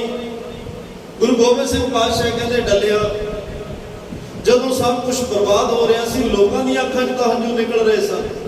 ਮੈਂ ਵੇਖਿਆ ਕੋਈ ਰੋ ਰਿਹਾ ਸੀ, ਕੋਈ ਉਦਾਸ ਸੀ, ਕੋਈ ਪ੍ਰਮਾਤਮਾ ਨੂੰ ਉਲਾਵਾ ਦੇ ਰਿਹਾ ਸੀ, ਕੋਈ ਉਹਦੇ ਅੱਗੇ ਅਰਦਾਸ ਕਰ ਰਿਹਾ ਸੀ, ਪਰ ਮੇਰੀ ਅੱਖ ਵਿੱਚ ਹੰਝੂ ਨਹੀਂ ਆਇਆ। ਭਾਈ ਡੱਲਾ ਕਹਿੰਦਾ, ਕਿਉਂ? ਗੁਰੂ ਪਾਤਸ਼ਾਹ ਕਹਿੰਦੇ, ਕਿਉਂਕਿ ਪ੍ਰਾਣਾ ਦੇ ਆਧਾਰ ਅਕਾਲ ਪੁਰਖ ਵਾਹਿਗੁਰੂ ਪਰਮਾਤਮਾ ਨੇ ਐਸੇ ਨਾਮ ਦੇ ਤੀਰ ਮੈਨੂੰ ਬਖਸ਼ਿਸ਼ ਕੀਤੇ, ਐਸੇ ਨਾਮ ਦੇ ਅਮੋਘ ਬਾਣ ਮੈਨੂੰ ਬਖਸ਼ਿਸ਼ ਕੀਤੇ। ਜਿਵੇਂ ਜਿਵੇਂ ਮੈਂ ਜਪਜੀ ਸਾਹਿਬ ਪੜ੍ਹਦਾ ਸੀ, ਮੈਂ ਬਾਣੀ ਪੜ੍ਹਦਾ ਸੀ, ਭਾਈ ਡੱਲਾ ਇਉਂ ਲੱਗਦਾ ਸੀ ਜਿਵੇਂ ਉਹ ਬਾਣੀ ਤੀਰ ਬਣ ਕੇ ਅੰਦਰ ਜਾਂਦੇ ਨੇ। ਤੀਰ ਜਦੋਂ ਕਿਸੇ ਸਰੀਰ ਵਿੱਚੋਂ ਕਿਸੇ ਜਗ੍ਹਾ ਤੋਂ ਲੰਘਦਾ, ਉਹ ਥਾਂ ਬਣਾ ਦਿੰਦਾ, ਜਗ੍ਹਾ ਖੁੱਲ ਜਾਂਦੀ ਹੈ, ਤੇ ਉਹ ਬਾਣੀ ਦਾ ਤੀਰ ਭਾਈ ਡੱਲਿਆ ਅੰਦਰ ਜਾਂਦਾ, ਉਹ ਜਗ੍ਹਾ ਬਣਾ ਦਿੰਦਾ ਸੀ, ਤੇ ਉਸ ਤੋਂ ਬਾਅਦ ਪ੍ਰਮਾਤਮਾ ਮੇਰੇ ਹਿਰਦੇ 'ਚ ਆਪਣਾ ਨਾਮ ਟਿਕਾ ਦਿੰਦਾ ਸੀ। ਤਨ ਨਾਲੋਂ ਸਰੀਰ ਨਾਲੋਂ ਵੱਡਾ ਮਨ ਹੈ। ਮਨ ਨੂੰ ਕਾਬੂ ਸਿਰਫ ਗੁਰਬਾਣੀ ਪਰਮਾਤਮਾ ਦਾ ਨਾਮ ਕਰ ਸਕਦਾ ਹੈ। ਦੁਨੀਆ ਦੀ ਕੋਈ ਹੋਰ ਤਾਕਤ ਨਹੀਂ ਜਿਹੜੀ ਮਨ ਨੂੰ ਵਸ ਵਿੱਚ ਕਰ ਦੇ। ਮਨ ਵਸ ਆਵੇ ਨਾਨਕਾ ਜੇ ਪੂਰਨ ਕਿਰਪਾ ਹੋਏ। ਜੇ ਪਰਮਾਤਮਾ ਦੀ ਕਿਰਪਾ ਹੋਵੇ, ਉਹਦੀ ਕਿਰਪਾ ਬਿਨਾ ਮਨ ਵਸ ਵਿੱਚ ਨਹੀਂ ਆਉਂਦਾ। ਪ੍ਰੋਫੈਸਰ ਪੂਰ ਸਿੰਘ ਨੇ ਲਿਖਿਆ ਸਮੀਪਤਾ। ਗੁਰੂ ਗੋਬਿੰਦ ਸਿੰਘ ਸਾਹਿਬ ਨੇ ਕਿਹਾ, ਭਾਈ ਡੱਲਾ ਪਰਮਾਤਮਾ ਨਾਲ ਮੇਰੀ ਸਮੀਪਤਾ ਹੋ ਗਈ, ਨੇੜਤਾ ਹੋ ਗਈ। ਜਿਵੇਂ ਹੀ ਉਹ ਬਾਣੀ ਦੇ ਤੀਰ ਅੰਦਰ ਵੱਜੇ, ਤੀਰਾਂ ਨੇ ਜਗ੍ਹਾ ਬਣਾਈ, ਪਰਮਾਤਮਾ ਨੇ ਆਪਣਾ ਨਾਮ ਟਿਕਾ ਦਿੱਤਾ। ਮੈਂ ਉਹਦੇ ਨਾਮ ਅੰਮ੍ਰਿਤ ਨਾਮ ਨਾਲ ਇੰਨਾ ਜ਼ਿਆਦਾ ਜੁੜ ਗਿਆ, ਇੰਨਾ ਅੰਦਰ ਖੁੱਭ ਗਿਆ ਮੇਰਾ, ਤੇ ਮੈਨੂੰ ਇਹ ਦੁੱਖ ਸੁੱਖ ਵਿਆਪੀ ਨਹੀਂ, ਸਭ ਕੁਝ ਚਲਾ ਗਿਆ, ਮੈਨੂੰ ਦੁੱਖ ਲੱਗਿਆ ਹੀ ਨਹੀਂ, ਕਿਉਂਕਿ ਪਰਮਾਤਮਾ ਨਾਲ ਸਾਂਝ ਬਣ ਗਈ, ਅੰਮ੍ਰਿਤ ਨਾਮ ਨਾਲ ਸਾਂਝ ਬਣ ਗਈ। ਜਿਸ ਪਰਮਾਤਮਾ ਕੋਲੇ ਅੰਮ੍ਰਿਤ ਦਾ ਇੰਨਾ ਵੱਡਾ ਖਜ਼ਾਨਾ ਹੈ, ਉਸ ਅੰਮ੍ਰਿਤ ਤੱਕ ਜਿਹਦੀ ਪਹੁੰਚ ਹੋ ਜਾਂਦੀ ਹੈ, ਉਹ ਡੋਲਦੇ ਨਹੀਂ, ਉਹ ਘਬਰਾਉਂਦੇ ਨਹੀਂ। ਤੇ ਇਸ ਲਈ ਅਰਦਾਸ ਕਰਿਆ ਕਰੋ, ਪਾਤਸ਼ਾਹ ਜਿਹੜੇ ਆ 5 ਚੋਰ ਅੰਦਰ ਬੈਠੇ ਆ ਨਾ, ਇਹ ਦਿਨ ਰਾਤ ਸਾਡੇ ਅੰਮ੍ਰਿਤ ਗੁਣਾਂ ਨੂੰ ਲੁੱਟ ਰਹੇ ਆ। ਇਸ ਦੇਹੀ ਅੰਦਰ 5 ਚੋਰ ਵਸੈ, ਕਾਮ ਕ੍ਰੋਧ ਲੋਭ ਮੋਹ ਹੰਕਾਰਾ, ਅੰਮ੍ਰਿਤ ਲੁੱਟਿਆ ਮਨਮੁਖ ਨਹੀਂ ਬੁੱਝਿਆ, ਕੋਈ ਨਾ ਸੁਣੇ ਪੁਕਾਰਾ। ਅੰਮ੍ਰਿਤ ਲੁੱਟ ਰਹੇ ਆ, ਸ਼ੁਭ ਗੁਣ ਜਿਹੜੇ ਮੇਰੇ ਅੰਦਰ ਟਿਕਾਏ ਆ, ਕੋਈ ਮੇਰੀ ਪੁਕਾਰ ਨਹੀਂ ਸੁਣ ਜਾਂਦੀ। ਅਵਰ ਪੰਜ ਹਮ ਏਕ ਜਨਾ, ਕਿਉਂ ਰਾਖੈ ਘਰ ਬਾਰ ਮਨਾ, ਮਾਰੈ ਲੁੱਟੈ ਨੀਂਦ ਨੀਂਦ ਕਿਸ ਆਗਿਆ ਕਰੀ ਪੁਕਾਰ ਜਨਾ। ਉਹ 5 ਨੇ, ਮੈਂ ਇਕੱਲਾ ਹੀ ਹਾਂ। ਦਿਨ ਰਾਤ ਮੇਰੇ ਔਗਣ ਗੁਣ ਜਿਹੜੇ ਆ ਉਹ ਲੁੱਟ ਰਹੇ ਨੇ, ਔਗਣ ਵਧਦੇ ਜਾ ਰਹੇ ਆ, ਪੁੰਨ ਘਟ ਰਹੇ ਆ, ਪਾਪ ਵਧਦੇ ਜਾ ਰਹੇ ਆ। ਮੈਂ ਸਮਾਜਿਕ ਤੌਰ ਤੋਂ ਵੀ ਪਛੜ ਰਿਹਾ, ਤੇ ਮੈਂ ਧਾਰਮਿਕ ਤੌਰ ਤੋਂ ਵੀ ਪਛੜ ਰਿਹਾ। ਕਿਰਪਾ ਬਖਸ਼ਿਸ਼ ਕਰੋ। ਸਤਿਗੁਰੂ ਕਹਿੰਦੇ ਇਹਨਾਂ ਗੁਣਾਂ ਨੂੰ ਬਚਾਉਣ ਲਈ ਤਾਂ ਇੱਕੋ ਹੀ ਸਾਧਨ ਹੈ ਭਾਈ, ਪਰਮਾਤਮਾ ਤੋਂ ਅੰਮ੍ਰਿਤ ਨਾਮ ਲੈ ਤੇ ਆਪਣੇ ਹਿਰਦੇ 'ਚ ਉਹਨੂੰ ਸਿੰਚਣਾ ਸ਼ੁਰੂ ਕਰ। ਹਰ ਕਾ ਬਲੋਵਨਾ ਬਲੋਵੋ ਮੇਰੇ ਭਾਈ, ਸਹਿਜ ਬਲੋਵੋ ਜੈਸੇ ਤਤ ਨਾ ਜਾਈ। ਜਲਦੀ ਨਹੀਂ, ਕਾਹਲ 'ਚ ਨਹੀਂ ਪੈਣਾ। ਜਿਵੇਂ ਮਧਾਣੀ ਨੇਤਰਾ ਪਾ ਕੇ ਹੌਲੀ ਹੌਲੀ ਬੀਬੀਆਂ ਰੜਕਦੀਆਂ ਨੇ ਨਾ, ਇਸ ਤਰ੍ਹਾਂ ਵਾਹਿਗੁਰੂ ਨਾਮ ਦਾ ਮੰਤਰ ਜਿਹੜਾ ਉਹ ਹਿਰਦੇ ਵਿੱਚ ਟਿਕਾ ਕੇ ਉਸ ਨਾਮ ਨੂੰ ਫਿਰ ਆਪਣੇ ਮਨ ਦਾ ਰਿੜਕਣਾ ਲੈ ਕੇ ਉਹਨੂੰ ਸਤਿਗੁਰੂ ਦੀ ਰਜ਼ਾ, ਉਹਦੇ ਹੁਕਮ, ਉਹਦੇ ਭਾਣੇ ਵਿੱਚ ਸਹਿਜ ਅਵਸਥਾ ਵਿੱਚ ਹੌਲੀ ਹੌਲੀ ਰਿੜਕ। ਜੇ ਦੁੱਧ ਨੂੰ ਕੋਈ ਰਿੜਕਦਾ ਦਹੀਂ ਨੂੰ ਰਿੜਕਦਾ ਰਵੇ, ਦੁੱਧ ਤੋਂ ਦਹੀਂ ਨੂੰ ਕੋਈ ਰਿੜਕਦਾ ਰਵੇ ਤਾਂ ਮੱਖਣ ਨਿਕਲ ਆਉਂਦਾ ਹੈ। ਇਸੇ ਤਰ੍ਹਾਂ ਜਦੋਂ ਹੌਲੀ ਹੌਲੀ ਬਲੋਵੇਂਗਾ, ਹੌਲੀ ਹੌਲੀ ਰਿੜਕੇਗਾ, ਤੇਰੇ ਅੰਦਰੋਂ ਵੀ ਅਸਲ ਜਿਹੜਾ ਤੱਤ ਹੈ ਉਹ ਪ੍ਰਗਟ ਹੋ ਜਾਏਗਾ। ਤੈਨੂੰ ਵੀ ਦੁੱਖ ਸੁੱਖ ਵਿਆਪਨੋਂ ਹਟ ਜਾਣਗੇ। ਜਿਹੜਾ ਗੁਰਮੁਖ ਹੈ, ਪਰਮਾਤਮਾ ਨੂੰ ਮੰਨਣ ਵਾਲਾ, ਧਿਆਉਣ ਵਾਲਾ, ਗੁਰੂ ਨਾਲ ਜੁੜਿਆ ਹੋਇਆ, ਉਹਦਾ ਅੰਮ੍ਰਿਤ ਵੇਲਾ ਬਿਸਤਰੇ ਦੀ ਗੋਦ ਵਿੱਚ ਨਹੀਂ ਹੁੰਦਾ। ਉਹਦਾ ਅੰਮ੍ਰਿਤ ਵੇਲਾ ਤਾਂ ਬਲਕਿ ਉਹ ਗੁਰੂ ਚਰਨਾਂ ਨਾਲ ਜੁੜ ਕੇ ਆਨੰਦ ਮਾਣਦਾ, ਜਿਵੇਂ ਆਪ ਜੀ ਬੈਠੇ। ਉਹਦੀ ਸ਼ਾਮ ਵੀ ਆਮ ਲੋਕਾਂ ਦੀ ਤਰ੍ਹਾਂ ਸ਼ਰਾਬ ਦੇ ਮੈਖਾਨਿਆਂ ਵਿੱਚ ਨਹੀਂ, ਉਹਦੀ ਸ਼ਾਮ ਦੁਨੀਆ ਦੀ ਤਰ੍ਹਾਂ ਆਮ ਮਹਿਫਲਾਂ ਵਿੱਚ ਨਹੀਂ, ਜਿੱਥੇ ਤਨ ਮਨ ਧਨ ਸਭ ਕੁਝ ਦੀ ਬਰਬਾਦੀ ਹੁੰਦੀ ਹੈ। ਗੁਰੂ ਨੂੰ ਜਪਣ ਵਾਲਾ, ਗੁਰੂ ਨੂੰ ਮੰਨਣ ਧਿਆਉਣ ਵਾਲਾ, ਅਸਲ ਵਿੱਚ ਜਿਹਨੇ ਅੰਮ੍ਰਿਤ ਵੇਲਾ ਸੰਭਾਲਿਆ, ਉਹ ਸੰਧਿਆ ਵੇਲੇ ਵੀ ਕਦੇ ਨਹੀਂ ਖੁੰਝਦਾ। ਉਹਦਾ ਸ਼ਾਮ ਦਾ ਵੇਲਾ, ਸੰਧਿਆ ਦਾ ਵੇਲਾ ਰਹਿਰਾਸ ਸਾਹਿਬ ਦੀ ਬੁੱਕਲ 'ਚ ਬੈਠ ਕੇ ਲੋਰੀਆਂ ਲੈਂਦਾ ਹੈ। ਦੁਨੀਆ ਦਾ ਰਾਤ ਸੌਣ ਲੱਗਿਆ ਕਾਰੋਬਾਰ ਦਾ ਲੇਖਾ ਜੋਖਾ ਕਰਕੇ ਸੌਂਦੀ ਆ, ਅੱਜ ਕੀ ਖੱਟਿਆ ਤੇ ਕੀ ਗਵਾਇਆ, ਕੀ ਮੁਨਾਫਾ ਤੇ ਕੀ ਨੁਕਸਾਨ ਹੋਇਆ। ਪਰ ਜਿਹੜਾ ਗੁਰਮੁਖ ਹੈ, ਉਹ ਗੁਰਮੁਖ ਦੁਨਿਆਵੀ ਤੌਰ ਤੇ ਲੇਖੇ ਜੋਖੇ ਨਹੀਂ ਕਰਦਾ, ਉਹ ਕਰਮਾਂ ਦਾ ਲੇਖਾ ਜੋਖਾ ਕਰਦਾ ਹੈ। ਜਿਵੇਂ ਬਾਬਾ ਅਤਰ ਸਿੰਘ ਮਹਾਰਾਜ ਮਸਤੂਆਣਾ ਸਾਹਿਬ ਵਾਲੇ, ਉਹ ਅਕਸਰ ਦੀਵਾਨ 'ਚ ਕਹਿੰਦੇ ਹੁੰਦੇ ਸੀ, ਭਾਈ ਰਾਤ ਨੂੰ ਸੌਣ ਲੱਗਿਆ ਇੱਕ ਵਾਰ ਆਪਣੇ ਮਨ ਨਾਲ ਇਹ ਗੱਲ ਜ਼ਰੂਰ ਕਰਕੇ ਸੋਇਆ ਕਰੋ, ਆਪਣੇ ਮਨ ਤੋਂ ਇੱਕ ਸਵਾਲ ਜਵਾਬ ਜ਼ਰੂਰ ਕਰਕੇ ਸੋਇਆ ਕਰੋ ਵੀ ਅੱਜ ਕਿੰਨਾ ਝੂਠ ਬੋਲਿਆ ਤੇ ਕਿੰਨਾ ਸੱਚ ਬੋਲਿਆ, ਮੇਰੀ ਵਜ੍ਹਾ ਨਾਲ ਕਿੰਨਿਆਂ ਦਾ ਮਨ ਦੁਖਿਆ, ਮੇਰੀ ਵਜ੍ਹਾ ਨਾਲ ਕਿੰਨਿਆਂ ਦੇ ਹਿਰਦੇ ਨੂੰ ਠੇਸ ਪਹੁੰਚੀ। ਮੈਂ ਕਿਸੇ ਦਾ ਹੱਕ ਤਾਂ ਨਹੀਂ ਘਰ ਵਿੱਚ ਲੈ ਆਇਆ, ਮੈਂ ਕਿਸੇ ਦਾ ਕੋਈ ਪਾਪ ਕਰਕੇ, ਮਨ ਕਰਕੇ, ਕਿਸੇ ਦਾ ਬੁਰਾ ਸੋਚ ਕੇ ਮਨ ਰਾਹੀਂ ਪਾਪ ਤਾਂ ਨਹੀਂ ਕੀਤਾ। ਇਸ ਗੱਲ ਦਾ ਲੇਖਾ ਜੋਖਾ ਕਰਿਆ ਕਰੋ, ਡਾਇਰੀਆਂ ਲਾ ਕੇ ਰੱਖੋ, ਕਹਿੰਦੇ ਪਤਾ ਲੱਗੇ ਕਿ ਮੈਂ ਖੜਾ ਕਿੱਥੇ ਆ। ਪਰ ਜਿਹੜੇ ਗੁਰਮੁਖ ਨੇ, ਜਿਨ੍ਹਾਂ ਨੇ ਅੰਮ੍ਰਿਤ ਵੇਲੇ ਜਪਜੀ ਸਾਹਿਬ ਪੜਿਆ, ਸੰਧਿਆ ਵੇਲੇ ਰਹਿਰਾਸ ਸਾਹਿਬ ਪੜੀ, ਉਹ ਰਾਤ ਨੂੰ ਸੌਣ ਲੱਗਿਆ ਵੀ ਇਹਾਂ ਖਾੜ ਚਲੋ ਹਰ ਲਾਹਾ, ਆਗੇ ਬਸਨ ਸੁਹੇਲਾ ਦਾ ਜਾਪ ਕਰਕੇ ਸਹਿਜੇ ਜਾਗੇ ਸਹਿਜੇ ਸੋਵੇ। ਉਹ ਆਰਾਮ ਦੀ ਅਵਸਥਾ ਵਿੱਚ ਚਲੇ ਜਾਂਦੇ ਨੇ। ਫਿਰ ਗੁਰੂ ਗੁਰੂ ਜਪਦਿਆਂ, ਸੋਹਿਲਾ ਗਾਉਂਦਿਆਂ ਸੌਂਦੇ ਨੇ। ਫਿਰ ਜਿਵੇਂ ਹੀ ਜਾਗ ਆਉਂਦੀ ਆ, ਪਹਿਲੀ ਜਦੋਂ ਅੱਖ ਖੁੱਲਦੀ ਹੈ, ਅੱਖ ਖੁੱਲਣ ਸਾਰ ਵਾਹਿਗੁਰੂ ਸ਼ਬਦ ਮੁਖ ਤੋਂ ਨਿਕਲਦਾ ਹੈ। ਧੰਨ ਵਾਹਿਗੁਰੂ ਸ਼ਬਦ ਮੁਖ ਤੋਂ ਨਿਕਲਦਾ ਹੈ। ਪਰਮਾਤਮਾ ਤੇਰਾ ਸ਼ੁਕਰ ਹੈ, ਤੂੰ ਰਾਤ ਤੇਰੇ ਪਾਣੇ ਵਿੱਚ ਸੁੱਖਾਂ ਸਹਿਤ ਬਤੀਤ ਹੋਈ, ਦਿਨ ਚੜਿਆ ਸੁੱਖਾਂ ਸਹਿਤ ਪਾਣੇ ਵਿੱਚ ਬਤੀਤ ਕਰਾਈ। ਜਿਨ੍ਹਾਂ ਨੇ ਹਿਰਦੇ ਵਿੱਚ ਅੰਮ੍ਰਿਤ ਨਾਮ ਨੂੰ ਟਿਕਾ ਲਿਆ, ਜਿਨ੍ਹਾਂ ਦੇ ਹਿਰਦਿਆਂ ਵਿੱਚ ਅੰਮ੍ਰਿਤ ਸ਼ਬਦ ਟਿਕਿਆ, ਗੁਰੂ ਦੀ ਕਿਰਪਾ ਵਰਤ ਗਈ, ਗੁਰੂ ਦੀ ਰਹਿਮਤ, ਗੁਰੂ ਦੀ ਬਖਸ਼ਿਸ਼ ਵਰਤ ਗਈ। ਅੰਮ੍ਰਿਤ ਸ਼ਬਦ ਦੇ ਇਹਦਾ ਜਿਹੜਾ ਇਹ ਵਿਸ਼ਾ ਬੜਾ ਗਹਿਰ ਗੰਭੀਰ ਹੈ, ਬੜਾ ਲੰਮੇਰਾ ਹੈ। ਅੱਜ ਗੁਰੂ ਸਾਹਿਬ ਅਮਰ ਦੀ ਗੱਲ ਕਰ ਰਹੇ ਆ। ਪਰਮਾਤਮਾ ਦਾ ਘਰ ਕਿੰਨਾ ਬਿਆੰਤ ਹੈ, ਅਕਾਲ ਪੁਰਖ ਵਾਹਿਗੁਰੂ ਦਾ ਦਾਇਰਾ ਕਿੰਨਾ ਵਿਸ਼ਾਲ ਹੈ। ਉਹਦੇ ਖਜ਼ਾਨੇ ਹਰ ਇੱਕ ਦਾਤ, ਹਰ ਇੱਕ ਸੁਗਾਤ ਨਾਲ ਨਕੋ ਨਕ ਲਵਾ ਲਵ ਭਰੇ ਹੋਏ ਹਨ। ਜਗਿਆਸੂ ਕੋਲ ਭਾਂਡਾ ਹੋਵੇ, ਜਗਿਆਸੂ ਕੋਲ ਸ਼ਰਧਾ ਹੋਵੇ, ਵਿਸ਼ਵਾਸ ਹੋਵੇ, ਭਰੋਸਾ ਹੋਵੇ, ਭਾਵਨਾ ਹੋਵੇ, ਜਗਿਆਸੂ ਦੇ ਕੋਲ ਉਸ ਅਕਾਲ ਪੁਰਖ ਵਾਹਿਗੁਰੂ ਦੇ ਨਾਲ ਗੱਲ ਕਰਨ ਦੀ ਜਾਂਚ ਹੋਵੇ। ਇਹ ਸਾਰੀਆਂ ਦਾਤਾਂ ਸਤਿਗੁਰੂ ਦੇ ਖਿਰਦੇ ਦੇ ਘਰ ਵਿੱਚ ਟਿਕਾ ਦਿੰਦੇ ਨੇ। ਉਸ ਪਰਮਾਤਮਾ ਦਾ ਇਹ ਬਿਰਦ ਹੈ, ਉਹਦਾ ਸੁਭਾਅ ਹੈ। ਜੋ ਸ਼ਰਨ ਆਵੇ ਤਿਸ ਕੰਠ ਲਾਵੇ। ਜਿਹੜਾ ਭਾਵਨਾ ਨਾਲ ਸ਼ਰਨ ਵਿੱਚ ਆਏ, ਅਰਦਾਸ ਕਰੇ, ਝੋਲੀ ਅਟਕੇ, ਸਤਿਗੁਰੂ ਜ਼ਰੂਰ ਬਖਸ਼ਿਸ਼ ਆਪਣੀ ਰਹਿਮਤ ਉਹਦੇ ਹਿਰਦੇ ਵਿੱਚ ਟਿਕਾਉਂਦੇ ਨੇ। ਤੇ ਅੰਮ੍ਰਿਤ ਨਾਮ, ਅੰਮ੍ਰਿਤ ਸ਼ਬਦ, ਅੰਮ੍ਰਿਤ ਗੁਰਬਾਣੀ, ਅੰਮ੍ਰਿਤ ਦੀ ਦਾਤ, ਇਹ ਜ਼ੋਰ ਨਾਲ, ਇਹ ਚਤਰਾਈਆਂ ਨਾਲ, ਇਹ ਚਲਾਕੀਆਂ ਨਾਲ, ਇਹ ਪੈਸੇ ਦੇ ਕੇ ਨਹੀਂ ਮਿਲਦੀ। ਉਹਨਾਂ ਨੂੰ ਹੀ ਮਿਲਦੀ ਹੈ ਜਿਨ੍ਹਾਂ ਦੇ ਗੁਰੂ ਆਪ ਟੁੱਟ ਪਏ, ਜਿਨ੍ਹਾਂ ਦੇ ਗੁਰੂ ਆਪ ਖੁਸ਼ ਹੋ ਜਾਏ, ਗੁਰੂ ਦੀ ਆਪਣੀ ਰਹਿਮਤ ਵਰ ਜਾਏ। ਇਹ ਕਨੇਹੀ ਦਾਤ ਆਪਸ ਤੇ ਜੋ ਪਾਈਆ ਸਾਹਿਬ ਟੁੱਟਾ ਜੋ ਮਿਲੇ, ਇਹ ਵੀ ਦਾਤਾਂ ਵਿੱਚ ਹੈ। ਆਪਾਂ ਕਹਿੰਦੇ ਨਾ ਜੀ ਅਮਰ ਦੀ ਦਾਤ ਮਿਲ ਗਈ, ਇਹ ਵੀ ਦਾਤਾਂ ਨੇ। ਉਹ ਸਾਡੇ ਤੇ ਡਿਪੈਂਡ ਕਰਦਾ ਸੀ ਦਾਤਾਂ ਮੰਗਦੇ ਕਿਹੋ ਜਿਹੀ। ਪਰ ਜੋ ਵੀ ਦਾਤ ਮਿਲਦੀ ਹੈ ਉਹ ਸਾਡੀ ਮਿਹਨਤ ਕਰਕੇ ਨਹੀਂ, ਕਿਉਂਕਿ ਫਿਰ ਤਾਂ ਮਿਹਨਤ ਵੱਡੀ ਹੋ ਜਾਏਗੀ, ਦਾਤ ਛੋਟੀ ਤੇ ਦਾਤਾ ਛੋਟਾ ਹੋ ਜਾਏਗਾ। ਜੇ ਵਡਾਵ ਦੇਵੜ ਤੇਰੀ ਦਾਤ ਹੈ, ਸਾਡੇ ਕੋਲ ਉਹਦੀ ਕੋਈ ਕੀਮਤ ਨਹੀਂ, ਅਸੀਂ ਉਹਦੇ ਲਈ ਕੋਈ ਜ਼ੋਰ ਅਜ਼ਮਾਈ ਕੁਛ ਨਹੀਂ ਕੀਤਾ, ਬਸ ਅਸੀਂ ਉਹਦਾ ਦਰ ਨਹੀਂ ਛੱਡਿਆ, ਆਉਂਦੇ ਰਹੇ, ਅਰਦਾਸਾਂ ਕਰਦੇ ਰਹੇ। ਇੱਕ ਦਿਨ ਪ੍ਰਮਾਤਮਾ ਗੁਰੂ ਸਾਹਿਬ ਖੁਸ਼ ਹੋਏ ਤੇ ਸਾਡੀ ਝੋਲੀ ਦਾਤਾਂ ਨਾਲ ਭਰ ਦਿੱਤੀ। ਜੋ ਮੰਗਿਆ ਉਹ ਮਿਲ ਗਿਆ, ਜਾਂ ਅਸੀਂ ਜੋ ਸੋਚਿਆ ਵੀ ਨਹੀਂ ਸੀ ਉਹ ਵੀ ਸਤਿਗੁਰੂ ਪਾਤਸ਼ਾਹ ਨੇ ਬਖਸ਼ਿਸ਼ ਕਰ ਦਿੱਤੀ ਹੈ। ਆਓ ਅੱਜ ਦੇ ਇਸ ਪਾਕ ਪਵਿੱਤਰ ਸ਼ਬਦ ਦੇ ਅੰਦਰ ਸਵਈਆਂ ਦੀ ਬਾਣੀ ਚੱਲ ਰਹੀ ਹੈ। ਸਵਈਆਂ ਦੇ 16 ਮਾਤਰਾ ਹੁੰਦੀਆਂ ਨੇ, 4-4 ਮਾਤਰਾ ਦਾ ਇੱਕ ਬੰਦ ਬਣਦਾ ਹੈ ਤੇ ਇਹਦੀ ਇੱਕ ਲੈਅ ਹੈ।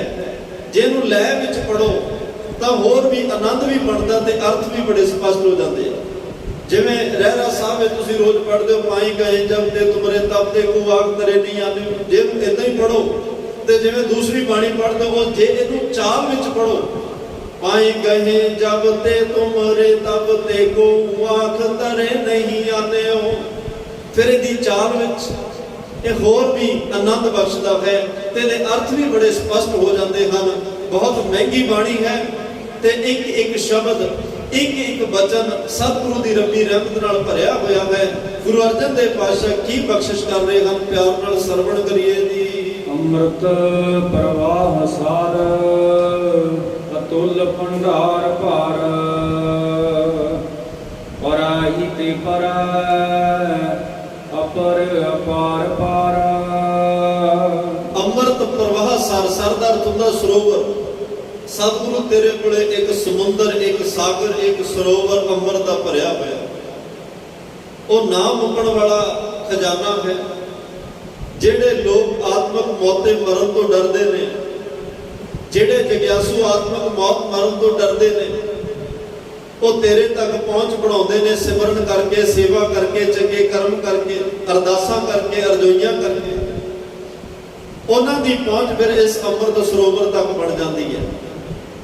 ਫਿਰ ਇੱਕ ਬੂੰਦ ਵੀ ਸਵੰਤੀ ਬੂੰਦ ਦੀ ਤਰ੍ਹਾਂ, ਇੱਕ ਬੂੰਦ ਵੀ ਜੇ ਕਿਸੇ ਦੇ ਹਿਰਦੇ ਵਿੱਚ ਅੰਮ੍ਰਿਤ ਦੀ ਸਿੰਚੀ ਗਈ, ਟਿਕ ਗਈ, ਇੱਕ ਕਿਨਕਾ ਵੀ ਜਿਹਦੇ ਮਨ ਹਿਰਦੇ ਵਿੱਚ ਟਿਕ ਗਿਆ, ਜਿਵੇਂ 10 ਕਿਲੋ ਦੁੱਧ ਨੂੰ ਜਾਗ ਲਾਉਣਾ ਹੋਵੇ ਤੇ 10 ਕਿਲੋ ਜਾਗ ਨਹੀਂ ਚਾਹੀਦਾ ਹੁੰਦਾ, ਜਾਗ ਦਾ ਇੱਕ ਕਿਣਕਾ ਚਾਹੀਦਾ ਹੈ। 10 ਕਿਲੋ ਦੁੱਧ ਦਾ ਜੀਵਨ ਪਲਟ ਜਾਂਦਾ ਹੈ। ਤੇ ਜੇ ਅਸੀਂ ਅੱਜ ਆਪਣਾ ਜੀਵਨ ਪਲਟਣਾ ਚਾਹੁੰਦੇ ਹਾਂ, ਜ਼ਰੂਰੀ ਨਹੀਂ ਕਿ ਸਾਰੀ ਗੁਰਬਾਣੀ ਹਿਰਦੇ 'ਚ ਵਸੇ, ਕਠਨ ਹੋਏਗਾ, ਪਰ ਇੱਕ ਕਿਣਕਾ ਵੀ, ਇੱਕ ਸ਼ਬਦ ਮੇਰੇ ਪ੍ਰਾਨ ਬਸਤ ਹੈ, ਇੱਕ ਅੱਖਰ ਹਰ ਮਨ ਬਸਤ, ਨਾਨਕ ਹੋਤ ਨਿਹਾਲ, ਇੱਕ ਕਿਣਕਾ ਇੱਕ ਜਿਸ ਜੀਵ ਸਭ ਹੈ। ਇੱਕ ਕਿਣਕਾ ਮਾਤਰ ਵੀ ਹਿਰਦੇ 'ਚ ਵਸ ਗਿਆ, ਉਹ ਵੀ ਜ਼ਿੰਦਗੀ ਦਾ ਰਸ ਬਣਾ ਦਿੰਦਾ, ਜ਼ਿੰਦਗੀ ਦਾ ਆਨੰਦ ਬਣਾ ਦਿੰਦਾ ਹੈ। ਅਤੁੱਲ ਭੰਡਾਰ ਪਰ, ਤੇਰੇ ਭੰਡਾਰੇ, ਤੇਰੇ ਖਜ਼ਾਨੇ ਐਨੇ ਭਰਪੂਰ ਨੇ ਜਿਹੜੇ ਤੋਲੇ ਨਹੀਂ ਜਾ ਸਕਦੇ, ਅਤੁੱਲ ਨੇ, ਨਾਪੇ ਨਹੀਂ ਜਾ ਸਕਦੇ, ਕਿਸੇ ਪੈਮਾਨੇ, ਕਿਸੇ ਗਿਣਤੀ 'ਚ ਆਉਂਦੇ ਹੀ ਨਹੀਂ। ਉਹ ਭੰਡਾਰਾ ਕਿੰਨਾ ਕੁ ਵੱਡਾ, ਜਿਸ ਭੰਡਾਰੇ ਵਿੱਚੋਂ ਸਾਰੀ ਦੁਨੀਆ ਨੂੰ ਵਰਸਾ ਰਹੇ ਹੋ, ਕਿਸੇ ਨੇ ਵੇਖਿਆ ਨਹੀਂ। ਪਰਮਾਤਮਾ ਦਾ ਉਹ ਭੰਡਾਰਾ ਕਿੰਨਾ ਵੱਡਾ, ਜਿੱਥੋਂ ਸਾਰੀ ਦੁਨੀਆ ਰੱਜ ਕੇ ਸੌਂਦੀ ਹੈ, ਸਾਰੀ ਦੁਨੀਆ ਨੂੰ ਪਦਾਰਥ ਸਭ ਕੁਝ ਮਿਲਦਾ ਹੈ, ਕਿਉਂਕਿ ਪਰਮਾਤਮਾ ਵਿਸ਼ਾਲ ਹੈ, ਵੱਡਾ ਹੈ, ਬੇਅੰਤ ਹੈ। ਉਹਦੇ ਘਰ ਵਿੱਚ ਅੰਮ੍ਰਿਤ ਦਾ ਵੀ ਸਮੁੰਦਰ ਹੈ, ਭੰਡਾਰਿਆਂ ਦਾ ਸਮੁੰਦਰ, ਸਾਗਰ ਹੈ, ਕਿਸੇ ਚੀਜ਼ ਦਾ ਕੋਈ ਟੋਟਾ ਨਹੀਂ। ਪਰੈ ਹੀ ਤੇ ਪਰੈ ਅਪਰ ਅਪਾਰ ਪਰ, ਉਸ ਅਕਾਲ ਪੁਰਖ ਵਾਹਿਗੁਰੂ ਪਰਮਾਤਮਾ ਦੀਆਂ ਜਿਹੜੀਆਂ ਬਖਸ਼ਿਸ਼ਾਂ ਨੇ, ਬੇਅੰਤ ਨੇ, ਅਪਾਰ, ਪਾਰਾਵਾਰ ਤੋਂ ਰਹਿਤ ਹੈ, ਪਰੇ ਤੋਂ ਪਰੇ, ਸਾਡੀ ਸੋਚ ਤੋਂ ਸਮਝ ਤੋਂ ਬਾਹਰ ਹੈ। ਜਿਵੇਂ ਸਮੁੰਦਰ ਦਾ ਪਰਲਾ ਕਿਨਾਰਾ ਨਹੀਂ ਨਜ਼ਰ ਆਉਂਦਾ, ਇਵੇਂ ਉਹਦੀਆਂ ਬਖਸ਼ਿਸ਼ਾਂ ਦਾ ਥਾਂ ਬੰਨਾ, ਹੱਦ ਬੰਨਾ ਕਿੱਥੇ ਤੱਕ ਹੈ, ਉਹ ਪਾਰਾਵਾਰ ਤੋਂ ਰਹਿਤ ਹੈ। ਅਪਰ ਅਪਾਰ ਪਰ, ਉਹ ਅਪਾਰ ਹੈ, ਉਹ ਅਥਾਹ ਹੈ, ਉਹ ਅਗੰਮ ਹੈ, ਅਗੋਚਰ ਹੈ, ਸਾਡੀ ਪਹੁੰਚ ਤੋਂ ਬਾਹਰ ਹੈ, ਸਾਡੀ ਪਕੜ ਤੋਂ ਬਾਹਰ ਹੈ, ਸਾਡੀ ਸਮਝ ਤੋਂ ਬਾਹਰ ਹੈ, ਸਾਡੇ ਪੈਮਾਨਿਆਂ ਤੋਂ ਬਾਹਰ ਹੈ। ਆਪਨੋ ਭਾਵਨ ਕਰ ਮੰਤਰ ਨਾ ਦੂਸਰੋ ਧਾਰ, ਉਪਤ ਪਰਲਾ ਇੱਕ ਨਿਮਖ ਤੋ ਆਕਾਰ। ਪਰਮਾਤਮਾ ਇੰਨਾ ਵੱਡਾ ਤੇ ਇੰਨਾ ਬੇਪਰਵਾਹ ਹੈ, ਲਾਪਰਵਾਹ ਨਹੀਂ, ਬੇਪਰਵਾਹ। ਆਪ ਨੂੰ ਪਾਵਨ ਕਰੋ। ਉਹਨੇ ਜੋ ਕਰਨਾ ਆਪਣੀ ਮਰਜ਼ੀ ਨਾਲ ਕਰਨਾ, ਕਿਸੇ ਨੂੰ ਕੁਝ ਨਹੀਂ ਪੁੱਛਣਾ। ਮੰਤਰ ਨਾ ਦੂਸਰੋ, ਮੰਤਰ ਦੇ ਅਰਥ ਹੁੰਦੇ ਨੇ ਮੰਤਰੀ, ਜਿਹੜੇ ਸਰਕਾਰਾਂ ਵਿੱਚ ਮੰਤਰੀ ਹੁੰਦੇ ਨੇ, ਅਸਲ ਵਿੱਚ ਇਹਨਾਂ ਦੇ ਅਰਥ ਨੇ ਮੰਤਰੀ, ਰਾਜੇ ਨੂੰ ਸਲਾਹ ਦੇਣ ਵਾਲਾ। ਮੰਤਰ ਦੇ ਅਰਥ ਮਹਾਂਕੋਸ਼ ਦੇ ਵਿੱਚ ਭਾਈ ਕਾਨ ਸਿੰਘ ਜੀ ਨਾਭਾ ਨੇ ਸਲਾਹ ਲਿਖੇ ਨੇ ਕਿ ਸਲਾਹ, ਮੰਤਰ ਦੇ ਅਰਥ ਨੇ ਸਲਾਹ, ਮੰਤਰੀ ਸਲਾਹ ਦੇਣ ਵਾਲਾ ਰਾਜੇ ਨੂੰ। ਮੰਤਰ ਨਾ ਦੂਸਰੋ ਧਰਮ। ਪ੍ਰਮਾਤਮਾ ਇੰਨਾ ਵਿਸ਼ਾਲ ਵੱਡਾ ਅਥਾਹ ਅਗੰਮ ਅਗੋਚਰ ਹੈ, ਐਡਾ ਵਿਸ਼ਾਲ ਦਾਇਰਾ, ਵਿਸ਼ਾਲ ਹਿਰਦਾ ਹੈ, ਉਹਨੂੰ ਕਿਸੇ ਦੀ ਸਲਾਹ ਲੈਣ ਦੀ ਲੋੜ ਨਹੀਂ, ਕਿਸੇ ਦੀ ਸਲਾਹ ਨਾਲ ਨਹੀਂ ਚੱਲਦਾ। ਜਿਵੇਂ ਹਜ਼ਰਤ ਮੂਸਾ ਨੇ ਇੱਕ ਵਾਰੀ ਕਿਹਾ ਵੀ ਪ੍ਰਮਾਤਮਾ ਤੁਸੀਂ ਇੰਨੇ ਕੰਮ ਕਰਦੇ ਹੋ, ਇੱਕ ਅੱਧਾ ਕੰਮ ਮੈਨੂੰ ਸੌਂਪ ਦਿਓ। ਤੁਸੀਂ ਇਕੱਲੇ ਥੱਕ ਜਾਂਦੇ ਹੋਗੇ, ਇਕੱਲਿਆਂ ਦਾ ਦਿਮਾਗ ਬਦਲ ਹੋ ਜਾਂਦਾ ਹੋਏਗਾ, ਤੁਸੀਂ ਇੱਕ ਅੱਧੀ ਸੇਵਾ ਮੈਨੂੰ ਦੇ ਦਿਓ। ਪ੍ਰਮਾਤਮਾ ਨੇ ਕਿਹਾ ਵੀ ਮੂਸਾ ਠੀਕ ਆ, ਤੂੰ ਪੈਗੰਬਰ ਹੈ, ਤੇਰੀ ਪ੍ਰਮਾਤਮਾ ਤੱਕ ਪਹੁੰਚ ਗਏ, ਸਿਮਰਨ ਗਿਆਨ ਧਿਆਨ ਬਹੁਤ ਹੈ, ਪਰ ਹੈ ਤਾਂ ਮਨੁੱਖੀ ਜਾਮੇ ਵਿੱਚ ਨਾ। ਮਨੁੱਖੀ ਜਾਮੇ ਚ ਹੋਏਗਾ, ਵਿਤਕਰਾ ਵੀ ਹੋਏਗਾ, ਦੁਸ਼ਮਣੀ ਵੀ ਹੋਏਗੀ, ਵੈਰ ਭਾਵਨਾ ਵੀ ਹੋਏਗੀ, ਆਪਣਾ ਬਗਾਨਾ ਆਪਣਾ ਪਰਾਇਆ ਇਹ ਰਹਿੰਦਾ ਹੀ ਹੈ। ਤੇ ਮੇਰੇ ਵਾਲੀ ਡਿਊਟੀ ਨਿਭਾਉਣ ਵਾਸਤੇ ਨਿਰਭਉ ਤੇ ਨਿਰਵੈਰ ਦਾ ਗੁਣ ਹੋਣਾ ਬੜਾ ਜ਼ਰੂਰੀ ਹੈ। ਸਮ ਦ੍ਰਿਸ਼ਟੀ ਹੋਣੀ ਬੜੀ ਜ਼ਰੂਰੀ ਹੈ। ਜੇ ਇਹ ਗੁਣ ਨਾ ਹੋਣ, ਤੁਸੀਂ ਇੱਕ ਸਾਰਤਾ ਵਿੱਚ ਸਭ ਨੂੰ ਵਰਸਾ ਹੀ ਨਹੀਂ ਸਕਦੇ, ਵਰਤਾ ਹੀ ਨਹੀਂ ਸਕਦੇ। ਉਹਨੇ ਕਿਹਾ ਜੀ ਨਹੀਂ ਤੁਸੀਂ ਮੈਨੂੰ ਇੱਕ ਸੇਵਾ ਦੇ ਕੇ ਤਾਂ ਵੇਖੋ ਨਾ। ਪਰਮਾਤਮਾ ਕਹਿੰਦੇ ਦੱਸ ਕੀ ਚਾਹੀਦਾ? ਕਹਿੰਦਾ ਦੁਨੀਆ ਨੂੰ ਰਿਜ਼ਕ ਵੰਡਣ ਦਾ ਕੰਮ ਮੈਨੂੰ ਸੌਂਪ। ਤੇ ਬੰਦੇ ਤੇ ਇਹ ਗੱਲ ਵਸ ਹੋਵੇ ਤੇ ਜਿਹਦੇ ਨਾਲ ਨਹੀਂ ਬਣਦੀ ਉਹਨੂੰ ਕਦੇ ਰਿਜ਼ਕ ਨਹੀਂ ਦਿੰਦਾ। ਜਿਹੜਾ ਇਹਦਾ ਦੁਸ਼ਮਣ ਹੈ ਉਹਦੇ ਘਰ ਕਦੇ ਰੋਟੀ ਨਹੀਂ ਦੇਗਾ, ਉਹਨੂੰ ਤੜਫਾਏਗਾ, ਤਰਸਾਏਗਾ, ਜਲੀਲ ਕਰੇਗਾ। ਪਰ ਪਰਮਾਤਮਾ ਐਵੇਂ ਨਹੀਂ ਕਰਦਾ, ਉਹ ਤਾਂ ਕਸਾਈਆਂ ਨੂੰ ਵੀ ਰੋਟੀ ਦਿੰਦਾ, ਜਿਹੜੇ ਸਵੇਰ ਤੋਂ ਸ਼ਾਮ ਤੱਕ ਜੀਵ ਹੱਤਿਆ ਕਰਦੇ। ਉਹ ਚੋਰਾਂ ਨੂੰ ਵੀ ਰੋਟੀ ਦਿੰਦਾ, ਉਹ ਇੱਕ ਦੂਜੇ ਦਾ ਕਤਲ ਕਰਨ ਵਾਲਿਆਂ ਨੂੰ ਵੀ ਰੋਟੀ ਦਿੰਦਾ, ਉਹ ਪਾਪ ਕਰਨ ਵਾਲਿਆਂ ਨੂੰ, ਝੂਠ ਬੋਲਣ ਵਾਲਿਆਂ ਨੂੰ ਵੀ। ਹੁਣ ਇਹਦਾ ਅਰਥ ਇਹ ਨਾ ਸਮਝ ਲੈਣਾ ਵੀ ਜੇ ਰੋਟੀ ਮਿਲਣ ਦਾ ਹੀ ਮਸਲਾ ਵੀ ਰੋਟੀ ਦਾ ਚੋਰਾਂ, ਠੱਗਾਂ, ਡਾਕੂਆਂ, ਕਾਤਲਾਂ ਸਭ ਨੂੰ ਮਿਲਦੀ ਹੈ, ਫਿਰ ਇਹ ਕੰਮ ਹੀ ਕਰਦੇ ਰਹੀਏ। ਨਹੀਂ, ਪਤਾ ਨਹੀਂ ਪਿਛਲੇ ਕਿਹੜੇ ਕਰਮਾਂ ਦੇ ਹਿਸਾਬ ਕਿਤਾਬ ਆ ਜਿਸ ਕਰਕੇ ਰੋਟੀ ਮਿਲ ਰਹੀ ਹੈ। ਇੱਕ ਕਰਮ ਕਰਨਾ ਆਉਂਦਾ, ਇੱਕ ਭੋਗਣ ਆਉਂਦਾ, ਤੇ ਜੇ ਇਸ ਗੱਲ ਦੇ ਵੀ ਅਸੀਂ ਰੋਟੀ ਦਾ ਫਿਰ ਵੀ ਖਾਈ ਲੈਣੀ ਹੈ, ਭਾਵੇਂ ਕੰਮ ਚੰਗੇ ਕਰੀਏ ਤੇ ਭਾਵੇਂ ਮਾੜੇ। ਜਿਹੜਾ ਕੁਝ ਬੀਜੋਗੇ ਇਹ ਪਤਾ ਨਹੀਂ ਕਿੱਥੇ ਜਾ ਕੇ ਵੱਢਣਾ ਪਏਗਾ, ਵੱਢਣਾ ਜ਼ਰੂਰ ਪੈਣਾ। ਇਹਦੇ ਨਾਲ ਜੀਵਨ ਸਫਲ ਨਹੀਂ ਹੋਣਾ। ਰੋਟੀ ਤਾਂ ਮਿਲ ਹੀ ਜਾਣੀ ਹੈ, ਜਿਹਦੇ ਹੱਥ ਨਹੀਂ ਉਹਨਾਂ ਨੂੰ ਵੀ ਮਿਲਦਾ ਹੈ, ਜਿਨ੍ਹਾਂ ਨੂੰ ਦਿਸਦਾ ਨਹੀਂ ਰੋਟੀ ਤਾਂ ਉਹਨਾਂ ਨੂੰ ਵੀ ਮਿਲ ਜਾਂਦੀ ਹੈ, ਜਿਨ੍ਹਾਂ ਦੇ ਪੈਰ ਨਹੀਂ ਉਹਨਾਂ ਨੂੰ ਵੀ ਪ੍ਰਮਾਤਮਾ ਰਿਜ਼ਕ ਦਾ ਪਹੁੰਚਾਉਂਦਾ। ਸਹਿਬ ਪੱਥਰ ਮੈਂ ਜੰਦੋ ਪਾਏ ਤਾਕਾ ਰਿਜ਼ਕ ਆਗੇ ਕਰ ਧਰਿਆ। ਤੁਸੀਂ ਰੋਜ਼ ਪੜ੍ਹਦੇ ਹੋ ਰਹਿਰਾਸ ਸਾਹਿਬ ਵਿੱਚ। ਪੱਥਰਾਂ ਦੇ ਵਿੱਚ ਕੀੜਿਆਂ ਨੂੰ ਜਨਮ ਦਿੱਤਾ, ਪਹਿਲਾਂ ਰਿਜ਼ਕ ਦਾ ਪ੍ਰਬੰਧ ਕੀਤਾ। ਪਹਿਲੋਂ ਦੇਤਾ ਰਿਜ਼ਕ ਸੁਬਾਹਾ, ਪਿੱਛੋਂ ਦੇਤਾ ਜੰਤਰੋਂ ਬਾਹਾ। ਪਹਿਲਾਂ ਰਿਜ਼ਕ ਦਾ ਪ੍ਰਬੰਧ, ਫਿਰ ਜਨਮ ਦਿੰਦਾ ਪ੍ਰਮਾਤਮਾ। ਉਹਦੀ ਸੋਚ ਐਡੀ ਵਿਸ਼ਾਲ ਹੈ। ਸਲਾਹ ਤੋਂ ਤਾਂ ਲਵੇ ਨਾ ਜੋ ਉਹਦੇ ਬਰਾਬਰ ਦਾ ਕੋਈ ਹੋਵੇ, ਉਹ ਤੋਂ ਵੱਡਾ ਕੋਈ ਹੋਵੇ, ਉਹ ਤੋਂ ਸਿਆਣਾ ਕੋਈ ਹੋਵੇ, ਹੈ ਹੀ ਨਹੀਂ ਕੋਈ। ਭੁੱਲਣਾ ਅੰਦਰ ਸਭ ਕੋ ਭੁੱਲ ਗੁਰੂ ਕਰਤਾਰ। ਤੇ ਮੂਸਾ ਜੀ ਨੇ ਕਿਹਾ ਜੀ ਰੋਟੀ ਰਿਜ਼ਕ ਵੰਡਣ ਦਾ ਕੰਮ ਮੈਨੂੰ ਦੇ ਦਿਓ। ਦੋ ਬੰਦੇ ਹੋ ਜੇ, ਇੱਕ ਮੰਦ ਵਾਸ਼ਨਾ ਵਾਲਾ ਜਿਹੜਾ ਕਬਰਸਤਾਨ ਵਿੱਚ ਡੈੱਡ ਬੋਡੀਆਂ ਪਈਆਂ, ਉੱਥੇ ਵੀ ਮੰਦ ਵਾਸ਼ਨਾ ਵਾਲੇ ਕਰਮ ਕਰ ਰਿਹਾ ਹੈ। ਮੰਦ ਵਾਸ਼ਨਾ ਲੈ ਕੇ ਕਬਰਸਤਾਨ ਵਿੱਚ ਵੀ ਇਹੋ ਜੀ ਮਾੜੀ ਬਿਰਤੀ ਨਾਲ ਪਹੁੰਚਿਆ ਹੋਇਆ। ਮੂਸਾ ਕਹਿੰਦਾ ਵੀ ਇਹਨੂੰ ਰੋਟੀ ਨਹੀਂ ਦੇਣੀ, ਇੰਨਾ ਮਾੜਾ ਕੰਮ, ਮੁਰਦਿਆਂ ਤੱਕ ਲਿਹਾਜ਼ ਨਹੀਂ ਕਰ ਰਿਹਾ, ਇਹਨੂੰ ਅੱਜ ਰੋਟੀ ਨਹੀਂ ਦੇਣੀ। ਇੱਕ ਜਿਹੜਾ ਬਹੁਤ ਹੀ ਮਾੜਾ ਕੰਮ ਕਰਨ ਵਾਲਾ ਹੈ, ਮਾੜੀ ਕਿਰਤ ਕਰਨ ਵਾਲਾ ਹੈ, ਜੀਵ ਹੱਤਿਆ ਕਰਨ ਵਾਲਾ ਹੈ, ਕਹਿੰਦਾ ਇਹਨਾਂ ਨੂੰ ਰੋਟੀ ਨਹੀਂ ਦੇਣੀ। ਕੀ ਹੱਕ ਹੈ ਜਿਹੜਾ ਸਾਰਾ ਦਿਨ ਲੋਕਾਂ ਦਾ ਦਿਲ ਦਿਖਾਉਂਦਾ, ਮਨ ਦਿਖਾਉਂਦਾ? ਦੋ ਜਣਿਆਂ ਨੂੰ ਰੋਟੀ ਨਹੀਂ। ਰਾਤ ਨਾਲ ਸਮਾਂ ਹੋਇਆ, ਪਰਮਾਤਮਾ ਨੇ ਪੁੱਛਿਆ ਮੂਸਾ ਸਭ ਨੂੰ ਰਿਜ਼ਕ ਵੰਡਤਾ? ਕਹਿੰਦੇ ਜੀ ਵੰਡਤਾ। ਕੋਈ ਕਹਿੰਦੇ ਬੱਚਿਆਂ ਦਾ ਨਹੀਂ, ਕੋਈ ਕਹਿੰਦੇ ਨਾ ਜੀ ਕੋਈ ਨਹੀਂ। ਕਹਿੰਦੇ ਮੂਸਾ ਚੰਗੀ ਤਰ੍ਹਾਂ ਧਿਆਨ ਮਾਰ ਕੇ ਵੇਖ, ਕੋਈ ਰਿਹਾ ਤਾਂ ਨਹੀਂ ਨਾ? ਕਹਿੰਦਾ ਜੀ ਦੋ ਜਣੇ ਛੱਡੇ, ਬਾਕੀ ਸਭ ਨੂੰ ਦੇਤਾ। ਕਹਿੰਦੇ ਉਹ ਕਿਉਂ ਛੱਡੇ? ਕਹਿੰਦਾ ਜੀ ਇਸ ਤਰ੍ਹਾਂ ਮਾੜੇ ਕਰਮ ਕਰ ਰਹੇ ਸੀ, ਮੈਂ ਤਾਂ ਛੱਡ ਦਿੱਤੇ। ਤੇ ਪਰਮਾਤਮਾ ਨੇ ਕਿਹਾ ਮੂਸਾ ਮੈਂ ਪਹਿਲਾਂ ਹੀ ਕਿਹਾ ਸੀ ਇਹ ਕੰਮ ਤੇਰੇ ਬਸ ਦੀ ਗੱਲ ਨਹੀਂ, ਤੈਨੂੰ ਰਿਜ਼ਕ ਵੰਡਣ ਦੀ ਡਿਊਟੀ ਦਿੱਤੀ ਸੀ, ਨਾ ਕਿ ਕਿਸੇ ਦੇ ਲੇਖੇ ਜੋਖੇ ਸਮਝਣਾ। ਕਿਸੇ ਦੇ ਕਰਮ ਚੰਗੇ ਮਾੜੇ ਵੇਖਣ ਦੀ ਡਿਊਟੀ ਨਹੀਂ ਸੀ ਤੇਰੀ। ਕੌਣ ਚੰਗਾ ਕਰ ਰਿਹਾ, ਕੌਣ ਮਾੜਾ, ਇਹ ਤਾਂ ਹਿਸਾਬ ਤਾਂ ਮੈਂ ਕਰਨਾ। ਤੇਰਾ ਕੰਮ, ਤੈਨੂੰ ਰਿਜ਼ਕ ਦੀ ਡਿਊਟੀ, ਪਰ ਤੂੰ ਨਹੀਂ ਕਰ ਸਕਦਾ, ਕੋਈ ਵੀ ਨਹੀਂ ਕਰ ਸਕਦਾ। ਇਹ ਤਾਂ ਪਰਮਾਤਮਾ ਕਰ ਸਕਦਾ ਹੈ। ਗੁਰੂ ਕਰ ਸਕਦਾ ਹੈ। ਇਸ ਲਈ ਉਹਨੂੰ ਕੋਈ ਮੰਤਰੀ ਸਲਾਹ ਨਹੀਂ ਦੇ ਸਕਦਾ। ਸਲਾਹਕਾਰ ਤਾਂ ਕਹੇਗਾ ਜੀ ਇਹ ਆਪਣਾ ਦੁਸ਼ਮਣਾਂ ਨੂੰ ਛੱਡ ਦਿਓ, ਇਹਨੂੰ ਕੁਝ ਨਹੀਂ ਦੇਣਾ, ਆਪਣਾ ਹੀ ਬੰਦਾ ਇੱਥੇ ਜ਼ਿਆਦਾ ਕਿਰਪਾ ਕਰ ਦਿਓ। ਮੰਤਰੀ ਸਲਾਹਾਂ ਦੇਣ ਵਾਲੇ ਤਾਂ ਜਿਵੇਂ ਦੁਨਿਆਵੀ ਤੌਰ ਤੇ ਆਪਾਂ ਰਾਜਨੀਤਿਕ ਦੁਨੀਆ ਵਿੱਚ ਵੇਖਦੇ ਹਾਂ ਜੀ, ਮੇਰਾ ਬੰਦੇ ਨੂੰ ਆਹ ਕਰ ਦਿਓ, ਫਲਾਣਿਆਂ ਤੈਨੂੰ ਆਹ ਕਰ ਦਿਓ। ਫਿਰ ਤਾਂ ਇੱਥੇ ਵੀ ਉਲਟ ਪੁਲਟ ਹੋਏਗਾ, ਫਿਰ ਦੁਨੀਆ ਇਨਸਾਫ ਕਿੱਥੇ ਮੰਗੇਗੀ। ਕੋਰਟ ਕਚਹਿਰੀਆਂ ਜੱਜ ਤੱਕ ਵਿਕ ਜਾਂਦੇ ਨੇ ਦੁਨਿਆਵੀ ਤੌਰ ਤੇ ਲੋਕ ਨਿਰਾਸ਼ ਹੋ ਜਾਂਦੇ ਨੇ। ਜਿੱਥੋਂ ਕਾਜੀ ਹੋਏ ਰਿਸ਼ਵਤ ਦੀ ਵੱਡੀ ਲੈ ਕੇ ਹੱਕ ਹੋਏ, ਜਿਹੜੇ ਅੱਜ ਦੇ ਕਾਜੀ ਮੁਲਾਣੇ, ਅੱਜ ਦੇ ਅਫਸਰ ਨੇ, ਅੱਜ ਦੇ ਬਿਊਰੋਕਰੇਟ ਹੈ, ਜਦੋਂ ਉਹ ਆਪਣੀ ਜ਼ਿੰਮੇਵਾਰੀ ਤੋਂ ਭੱਜਦਾ ਹੈ, ਪੈਸਿਆਂ ਦੇ ਹੱਥਾਂ ਵਿੱਚ ਖੇਡ ਕੇ ਸੱਚ ਨੂੰ ਝੂਠ ਤੇ ਝੂਠ ਨੂੰ ਸੱਚ ਬਣਾ ਦਿੰਦਾ ਹੈ, ਲੋਕ ਕਚਹਿਰੀਆਂ ਦਾ ਦਰਵਾਜ਼ਾ ਖੜਕਾਉਂਦੇ ਆ, ਉੱਥੇ ਵੀ ਫੈਸਲੇ ਵਿਕ ਜਾਂਦੇ ਨੇ, ਉੱਥੇ ਵੀ ਹੁਕਮ ਵਿਕ ਜਾਂਦੇ ਨੇ, ਉੱਥੇ ਵੀ ਇਨਸਾਫ ਵਿਕ ਜਾਂਦਾ। ਲੋਕ ਫਿਰ ਨਿਰਾਸ਼ ਹੋ ਕੇ ਗੁਰੂ ਕੋਲ ਆਉਂਦੇ, ਫਿਰ ਉਹ ਕਹਿੰਦੇ ਆ ਪਰਮਾਤਮਾ ਦੇ ਛੱਡਿਆ ਉਹਨੂੰ ਉਹ ਦੇਖੇਗਾ। ਫਿਰ ਗੁਰੂ ਘਰ ਵਿੱਚ ਆ ਕੇ ਸਹੁੰ ਖਾ ਕੇ ਉਹ ਗੱਲ ਨਿਬੇੜ ਜਾਂਦੇ ਆ ਵੀ ਹੁਣ ਗੁਰੂ ਤੇ ਛੱਡਿਆ, ਗੁਰੂ ਦੇਖੇਗਾ ਇਹਦੇ ਨਾਲ ਕੀ ਕਰਨਾ। ਫਿਰ ਜੇ ਹੁਣ ਗੁਰੂ ਦੇ ਘਰ ਵਿੱਚ ਵੀ ਕੋਈ ਸਲਾਹ ਦੇਣ ਵਾਲਾ ਉਹ ਜਿਹਾ ਹੋਵੇ ਵੀ ਪਾਤਸ਼ਾਹ ਇਹਨੂੰ ਤਾਂ ਨਹੀਂ ਆਪਾਂ ਬਖਸ਼ਣਾ, ਇਹਦੇ ਨਾਲ ਐਵੇਂ ਹੋਣਾ ਚਾਹੀਦਾ, ਤੇ ਇਹ ਆਪਣਾ ਬੰਦਾ ਇਹਨੂੰ ਛੱਡ ਦਿਓ, ਫਿਰ ਤਾਂ ਗੱਲ ਜਿਹੜੀ ਆ ਉਹ ਇਹ ਪੂਰੇ ਗੁਰੂ ਦੇ ਪਰਮਾਤਮਾ ਦੇ ਘਰ ਵਿੱਚ ਇਹ ਗੱਲਾਂ ਸ਼ੋਭਾ ਨਹੀਂ ਦਿੰਦੀਆਂ। ਉੱਥੇ ਤਾਂ ਸਮ ਦ੍ਰਿਸ਼ਟੀ ਹੈ, ਏਕਤਾ ਹੈ, ਉੱਥੇ ਤਾਂ ਸਭੇ ਜੀ ਸੰਭਾਲੀਆਂ, ਸਾਰਿਆਂ ਨੂੰ ਸੰਭਾਲਿਆ ਜਾਂਦਾ ਹੈ। ਸਭੇ ਸਾਂਝੀ ਵਾਲ ਸਤਾਇ ਤੋਂ ਕੋਈ ਨਾ ਦਿਸੇ ਬਾਹਰਾ ਜੀ, ਉਹ ਕਿਸੇ ਨਾਲ ਵਿਤਕਰਾ ਨਹੀਂ, ਪਰਮਾਤਮਾ ਨਹੀਂ ਕਰਦਾ। ਇਸ ਲਈ ਉਹਨੂੰ ਕਿਸੇ ਮੰਤਰ ਦੇ ਸਲਾਹ ਦੀ ਲੋੜ ਨਹੀਂ, ਨਾ ਉਹ ਕਿਸੇ ਦੀ ਸਲਾਹ ਲਵੇ। ਆਪ ਨੂੰ ਭਾਵਨ ਕਰ, ਆਪਣੀ ਭਾਵਨਾ ਆਪਣੀ ਮਰਜ਼ੀ ਦੇ ਨਾਲ ਜੋ ਕੁਛ ਉਹਨੇ ਕਰਨਾ, ਬੇਪਰਵਾਹੀ ਦੇ ਨਾਲ ਪਰਮਾਤਮਾ ਡੰਕੇ ਦੀ ਚੋਟ ਤੇ ਜੋ ਕਰਦਾ, ਚਿੱਟੇ ਦਿਨ ਕਰਦਾ, ਹਨੇਰੇ ਲੁਕਵੇਂ ਛਿਪਵੇਂ ਢੰਗ ਨਾਲ ਨਹੀਂ, ਕਿਉਂਕਿ ਉਹਨੂੰ ਕਿਸੇ ਦਾ ਡਰ ਨਹੀਂ, ਕਿਸੇ ਨਾਲ ਵੈਰ ਨਹੀਂ, ਕਿਸੇ ਦੀ ਪਰਵਾਹ ਨਹੀਂ। ਇੱਕ ਸਾਰਤਾ ਨਾਲ ਆਪਣੇ ਕੰਮ ਉਹ ਕਰ ਰਿਹਾ ਹੈ। ਉਪਤ ਪਰਲੋ, ਉਪਤ ਦਾ ਅਰਥ ਹੁੰਦਾ ਪੈਦਾ ਕਰਨਾ, ਪਰਲੋ ਦਾ ਅਰਥ ਹੁੰਦਾ ਨਾਸ਼ ਕਰਨਾ।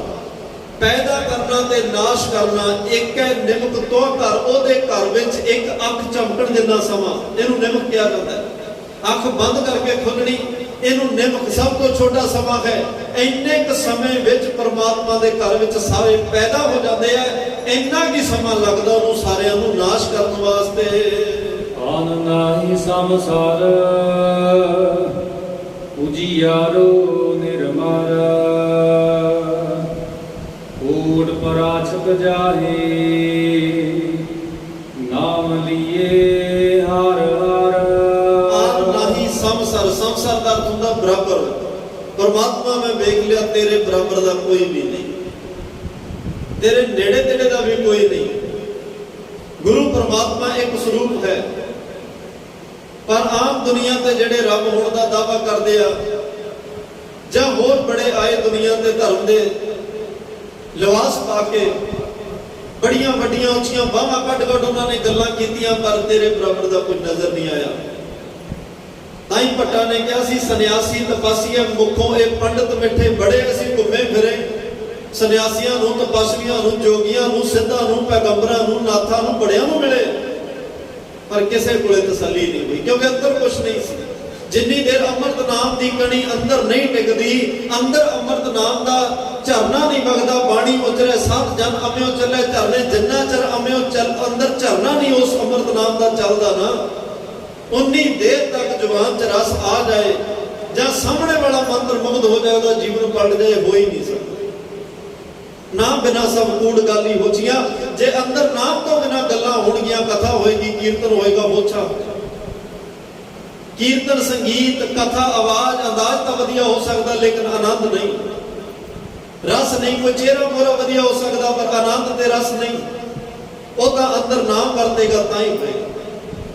ਤੇ ਮਹਾਰਾਜ ਸਾਹਿਬ ਗੁਰੂ ਅਰਜਨ ਦੇਵ ਪਾਤਸ਼ਾਹ ਕਹਿ ਰਿਹਾ, ਪਰਮਾਤਮਾ ਤੇਰੇ ਸੰਸਾਰ ਤੇਰੇ ਬਰਾਬਰ ਕੋਈ ਨਹੀਂ।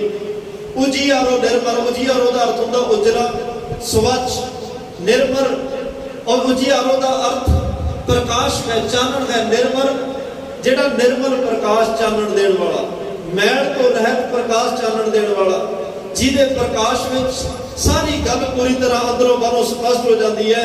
ਪਰਮਾਤਮਾ ਤੇਰੇ ਬਰਾਬਰ ਵੀ ਕੋਈ ਨਹੀਂ, ਤੇਰੇ ਬਰਾਬਰ ਦਾ ਨਿਰਮਲ ਚਾਨਣ ਪ੍ਰਕਾਸ਼ ਵੀ ਕਿਸੇ ਕੋਲ ਨਹੀਂ। ਕੋਟ ਪ੍ਰਾਚਿਤ ਚਾਹੇ, ਕੋਟ ਦੇ ਇੱਥੇ ਅਰਥ ਕਰੋੜਾਂ ਨੇ। ਕੱਕੇ ਨੂੰ ਹੋੜਾ, ਟੈਂਕਾ, ਔਂਕੜ ਹੋਵੇ, ਇਹਦੇ ਅਰਥ ਕਿਲਾ ਬਣਦੇ ਨੇ। ਕੱਕੇ ਨੂੰ ਖੋੜਾ ਹੋਵੇ, ਟੈਂਕਾ ਮੁਕਤਾ ਹੋਵੇ। ਇਹਦੇ ਅਰਥ ਕਈ ਕਿਲੇ ਬਹੁਵਚਨ ਆ ਗਿਆ, ਲੇਕਿਨ ਟੈਂਕੇ ਨੂੰ ਸਿਆਰੀ ਹੈ, ਇਹਦੇ ਅਰਥ ਕਰੋੜਾਂ ਕਰੋੜਾਂ ਪਾਪ ਕਰਨ ਵਾਲੇ ਆ ਕੇ ਜਦੋਂ ਪਛਤਾਪ ਤੇਰੇ ਕੋਲ ਕਰਦੇ ਨੇ, ਨਾਮ ਲਈਏ ਹਰ ਹਰ, ਉਹਨਾਂ ਦੀ ਜ਼ਿੰਦਗੀ 'ਚ, ਉਹਨਾਂ ਦੇ ਹਿਰਦੇ ਤੁਸੀਂ ਅੰਮ੍ਰਿਤ ਨਾਮ ਸਿੱਝ ਦਿੰਦੇ ਹੋ। ਜਿਹੜਾ ਰੋਂਦਾ ਆਉਂਦਾ ਹੈ, ਕਰਲਾਉਂਦਾ ਆਉਂਦਾ ਹੈ, ਪਾਪਾਂ ਦਾ ਪਛਤਾਪ ਕਰਨ ਆਉਂਦਾ ਹੈ, ਤੇ ਜਾਣ ਲੱਗਿਆ ਤੁਹਾਡੇ ਨਾਮ ਦਾ ਦਿੱਤਾ ਹੋਇਆ ਨਾਮ ਤੇ ਆਪਣੇ ਘਰ ਨੂੰ ਗੁਰੂ ਗੁਰੂ ਜਪਦਾ ਜਾਂਦਾ ਹੈ। ਜਨ ਨਾਨਕ ਭਗਤ ਦਾਰ, ਕੁਲ ਬ੍ਰਹਮ ਸੰਸਾਰ, ਏਕ ਜੀ ਕਿਆ ਬਖਾਨਾ। ਜਨ ਨਾਨਕ ਭਗਤ, ਪ੍ਰੋਫੈਸਰ ਸਾਹਿਬ ਸਿਮਣਾ ਨੇ ਅਰਥ ਕਰਨ ਲੱਗਿਆ ਥੋੜਾ ਵਿਸ਼ਰਾਮਾਂ ਦੇ ਵਿੱਚ ਅਰਥ ਨੂੰ ਵਿਆਕਰਨ ਨੂੰ ਮੱਦੇ ਨਜ਼ਰ ਰੱਖਦਿਆਂ ਫਰਕ ਰੱਖਿਆ।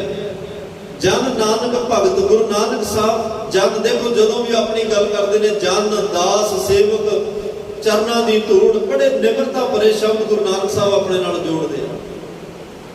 ਤੇ ਅਸੀਂ ਉਹ ਕਹਿੰਦੇ ਆ ਨਾ ਸਭ ਤੋਂ ਵੱਡਾ ਸਤਿਗੁਰੂ ਨਾਨਕ, ਲੇਕਿਨ ਗੁਰੂ ਨਾਨਕ ਸਾਹਿਬ ਨੇ ਆਪਣੇ ਆਪ ਨੂੰ ਸਭ ਤੋਂ ਵੱਡਾ ਨਹੀਂ ਕਿਹਾ।